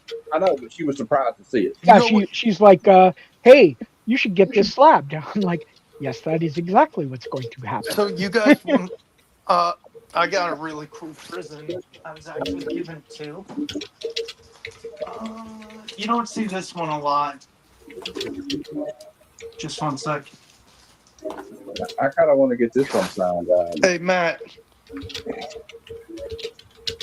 Eat the Rich. Yep. Yeah. April O'Neil with the Power Ranger. Yep. Pink Ranger bow. That's a cool prison. And it looks exactly like her, which is hilarious. I have a prison PC. I do. He's got a Frisbee PC, a Rogue PC. Dude, PC, I have a lot of PCs. Batgirl PC. Oh, Chris, I was randomly in a shop north of me and I found this. I was like, oh, I have to get that. That prison. Oh. Yep. Grim. Man, Yeah, I heard Grim is a good read. The one she's been doing great on, the Hello Darkness covers are amazing. Yeah, it's real outside of her wheelhouse, eh? Yeah. Now I got you, Chris. It's like I always have. I got my Prison PC always close by. I didn't get that one. Did you get the She-Hulk? I never ended up getting that one. I always, yeah. Retroactive Comics actually pulls all the Prison covers for me, and then I just kind of go through if I want it or not. And I can't remember. You said the She-Hulk, right? Here you go. Yeah. Oh, I need to get that one sooner or later. Yeah. But her Hello Darkness, I like them because it's really outside of her wheelhouse and returns kind of to her horror beginnings. The eyeball liquor. Yeah. Yeah, she's had a few. Let's see what it's out here. Actually, Batman did a podcast. I'm eventually gonna get an Erica Slaughter from her. Yeah. I was looking at some of her original artwork and the prices and stuff, and I was just like, They're crazy, aren't they? I was looking at it Yeah. one day. I was perusing it one day and was like, wow. Yeah, I like that one. I got that Yeah, one. Matt has that one, and I want to buy it from him. No, you're not. He's not selling that. No, he's not. No, it's going to get signed by her at HeroesCon. She's there.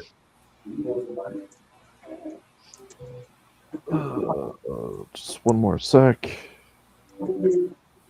There we go. There's a good Hello Darkness that she did. Yeah, that's awesome. But yeah, I think she's done 7 or 8 of these so far. She was doing the Boom Studios 20th anniversary variants for Hello Darkness, and yeah, they're good, creepy fun. Here's the ones I'm getting signed this year, Tony. If you let me show you. Hold on a second. I gotta go through the system here. All right. The one that Chris showed, definitely that one's going to get signed. And this one I thought was pretty awesome. So Yeah, that's wild. yeah, I know. And one of my favorite series of this last year, I'm gonna get that one signed. Exquisite Corpses.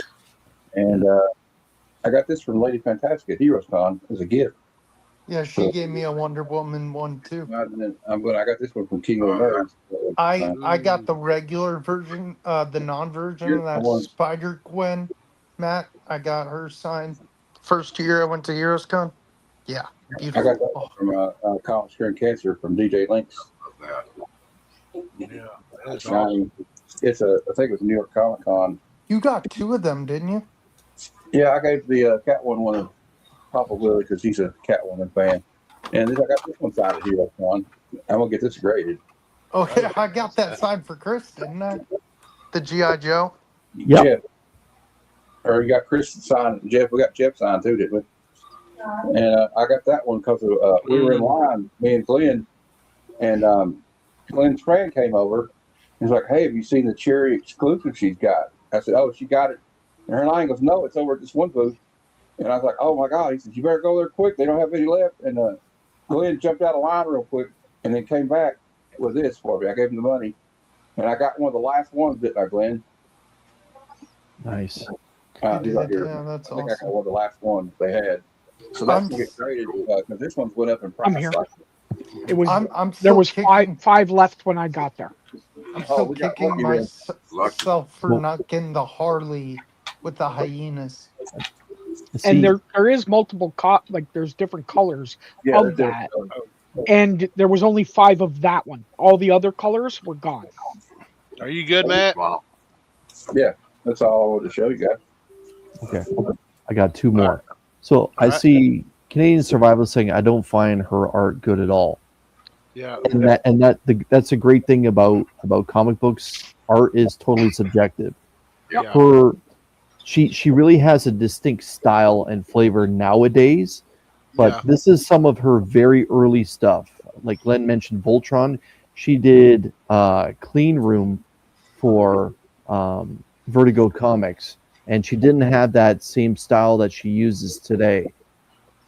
And this is 2016, I believe. Yeah, October 2016.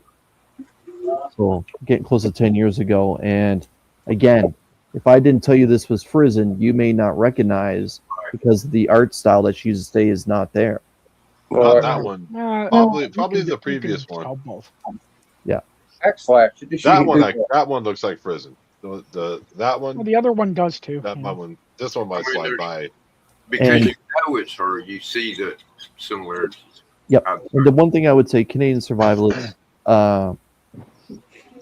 I get it if you don't like some of her work, but if you look at her Wonder Woman work, that is, in my opinion, outside of Something Is Killing the Children, her best continuous work that she did. Well, like that Wonder Woman. That Wonder Woman one I showed was different because it's got like what's her name? I can't remember her villain or Art was his name, but you can see her eyes, and it's just a little different. But yeah, she does do a lot, but But yeah, I again, would argue Frank Miller does too. All these guys and gals. yeah, this is some of her very early stuff. Again, there's a Wonder Woman where it's a dark background, where it's her face and her shoulders, and she has the lasso of truth, and she's got it going in a circle. Yep. That is fantastic artwork. Yep. Yeah. I want the Buffy the Vampire Slayer cover you did. Unhinged did ask if anybody was reading Cul-de-sac or picking up Cul-de-sac. I've heard good things. I have not read it yet. Yeah, I have too.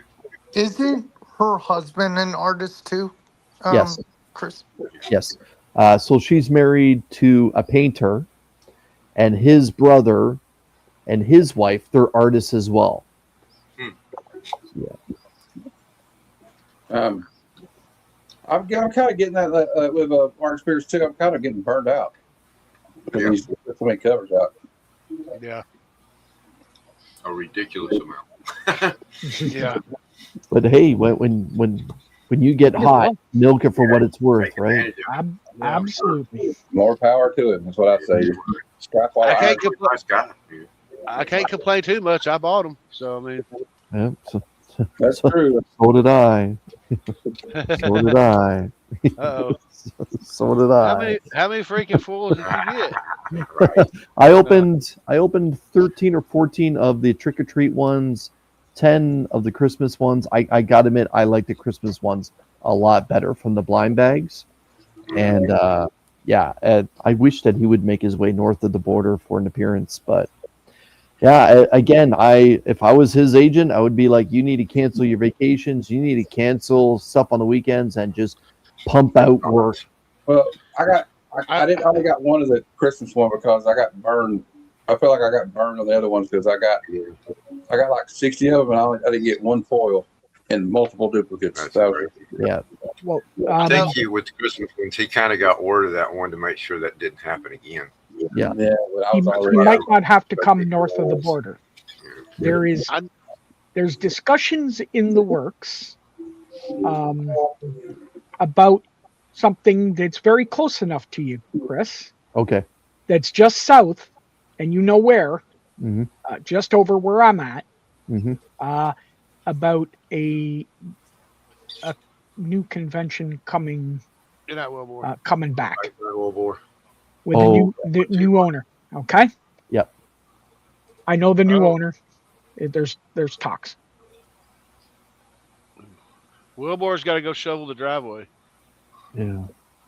It just doesn't stop. I would avoid that. I hear a lot of people have heart attacks while doing that.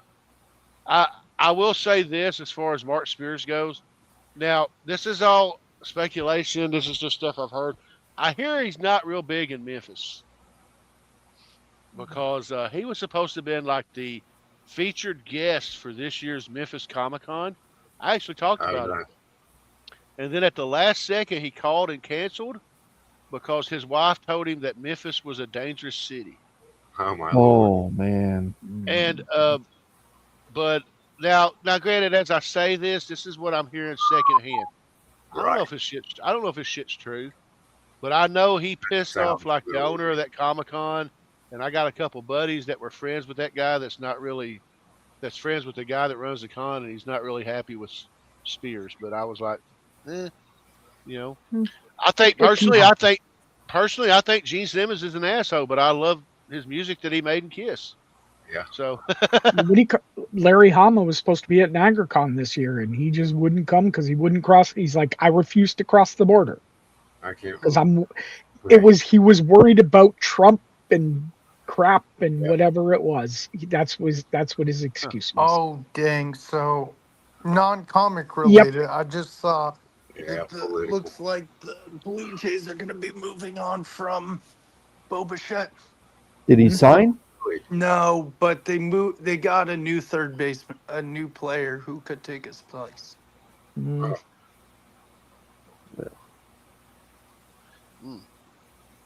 guys, I'm going to take a minute. We'll go around the horn. I'm going to go ahead and end the show, and we could just hang out backstage and BS. Matt, what you got coming up, brother? Oh, well, tomorrow at 6 p.m. we got the Sunday Super Show Extravaganza New Comic Day Preview Show.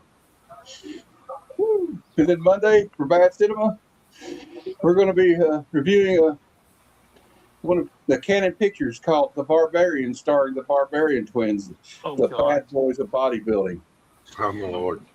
And then Tony, Old Wolf 65, will be my guest on Comic Conversations at 7 p.m. on Tuesday. Wednesday at 9 p.m. Eastern, Good Cinema Training Day, starring Ethan Hawke and Denzel Washington. Nice. Yeah, great movie. All right, Vogsy, what you got, brother? So I got some videos coming out. Slab Story, 2 episodes of Slab Story will be coming out this week. Also on Wednesday, I will upload my new comic book day books. I will also be on Chris the Comic Vets Wednesday night, late night. Tuesday, I'll also be on Paul and the 619s. Thursday, I'll be on Matt's Comic Lounge. Saturday, I will be on Matt Spidey's or on here. Mix of both, just depends when Tony goes, and then other people show whenever. Kev, what you got coming up? I really don't know. Just look for videos to come out. I got Transformers, opening some Transformer toys. I got it, Ollie's and cheap toys, cheap Transformers toys video coming out soon. I hope to bring trivia back one day, but I can't figure it out. I got work, and I don't know what night I might could do it on. Gotcha. Might end up being a midnight trivia show. Oh, dang. Glenn, what you got coming up, brother? Monday, we've got Bragging Rights. For those that don't know, it's we bring 3 people on. They show what they got in the past week, and the chat votes on who wins. We're coming up to the year or the anniversary. So someone's going to be getting the Bragging Rights trophy and the Bragging Rights belt. Wednesdays, What Not, Why Not? We help out new sellers. A few people come on and talk about things that to help new sellers on Whatnot. And starting tomorrow, the pickups are back. I was 7 weeks behind because of work and other stuff, but Nice. yeah, I got a couple done today, and one will drop tomorrow. Cool. Jeff, you just gonna be hanging out? Yeah, all I gotta say is that you might see my face on just about any of these people on this panel show at any one time. So hey, Happy New Year, y'all. Chris, what you got coming up, brother? Well, actually, boys, just about an hour ago, I dropped a video where I opened 5 of Marvel's new Ultimate Endgame blind bags. You can find out if I got original artwork or if I got pissed off because all my books are damaged. It's a mystery. Just go see the video. Okay. And with that being said, I go live every Wednesday, like it was mentioned earlier, for Show Us What You Got, the live new comic book day hangout, where it's an open invitation for anyone to come on and show their new comic book day books that they picked up, or books that are brand new to their PC. And yeah, I'll be spotlighting that X-Men 7 again, talking about it in greater detail that night. So, Tony, thank you for the invitation tonight. Always a pleasure to have you, brother. And I forgot something, but I'll let you go. I forgot something. No, go ahead, Matt. Me and Jeff have been doing a series called Retro Comic Reviews, and we're going to record it probably Monday and release it the same day or Tuesday. We're going to be reviewing G.I. Joe issue 4 this week. Well, I was going to. Cool. I was going to say, when Chris mentioned Show Us What You Got, Chris, I'm going to go ahead and tell you now, north or south, no matter what you set it for, I'm going to be south, because last week I had 0 pulls in my pull list. This week I have 1. It's the Leah Bermeo ASM cover. Oh yeah, I'm getting that one too. They've been so good, haven't they? Yeah. Oh yeah, Yes. I've been getting every single one of them. I'm going, and I actually enjoy it. Now that I'm finally actually caught up on ASM, I will say I'm not too crazy about the Norman Osborn story, but it's been okay. But I've been really loving the other one, the one where he's out in space. I've actually enjoyed the shit out of that one. Yeah. Yeah. So as far as me goes, I filmed the video on Friday. I'm still editing it because you're gonna hear me say Happy New Year's and stuff. But I got a wild hair and went up to Ollie's and bought 5 packs of comics. So it's just me. I'm stealing something from Chris. He had a great idea. You steal from the genius. So but I'm doing some Ollie's pack strips. I got some pretty cool stuff, and then I'm gonna hopefully drop that tomorrow. I'll be with Matt Monday when he does probably Bad Cinema. I'll probably have to watch that movie. I've never heard of it. And I'll be with him for Good Cinema as well, because I love freaking Training Day. That's one of my favorite movies. You're gonna do this to me? And then probably be with him for the Comic Lounge. I won't be able to do Show Us What You Got because I probably won't have anything. But next Friday, me and Matt have a show called Friday Night Frights where we talk about our favorite horror movies. And 1 week it's on Matt's channel, 1 week it's on my channel. This week it's on my channel, and I'm doing my favorite Freddy movie, A Nightmare on Elm Street 3: Dream Warriors. Yes. Mine too.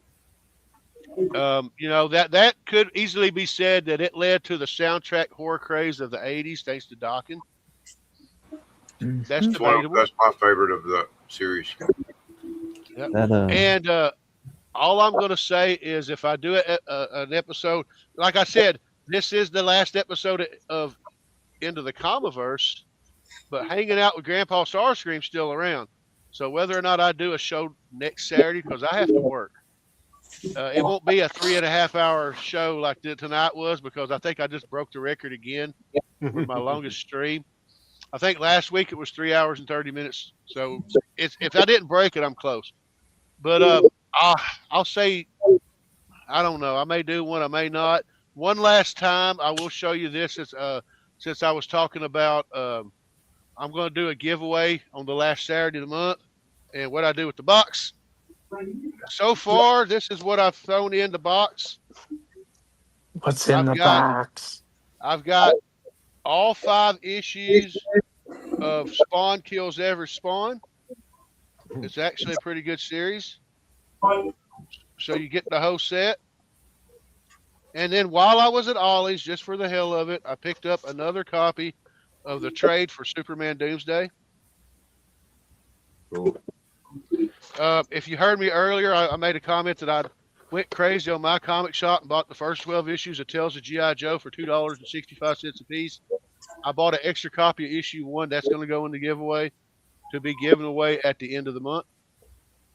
And all you got to do is just be at the show and be subscribed to the channel. That's it. It's just been a minute since I did a giveaway. I'm still working on the road to 500. I'm at 461 subs. So we're working on that, and I've got some cool stuff if I ever make it to 500 for a 500 giveaway. And I just want to take the time to thank all the gentlemen here present and the ones that showed up that had to leave. Thank you for taking the time to spend with me tonight.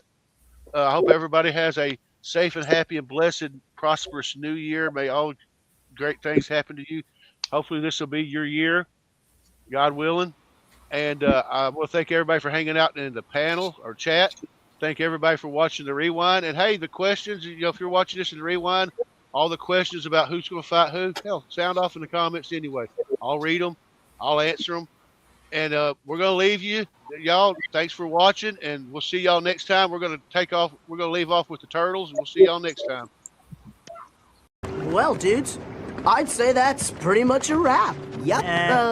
Cowabunga? Cowabunga. Yeah.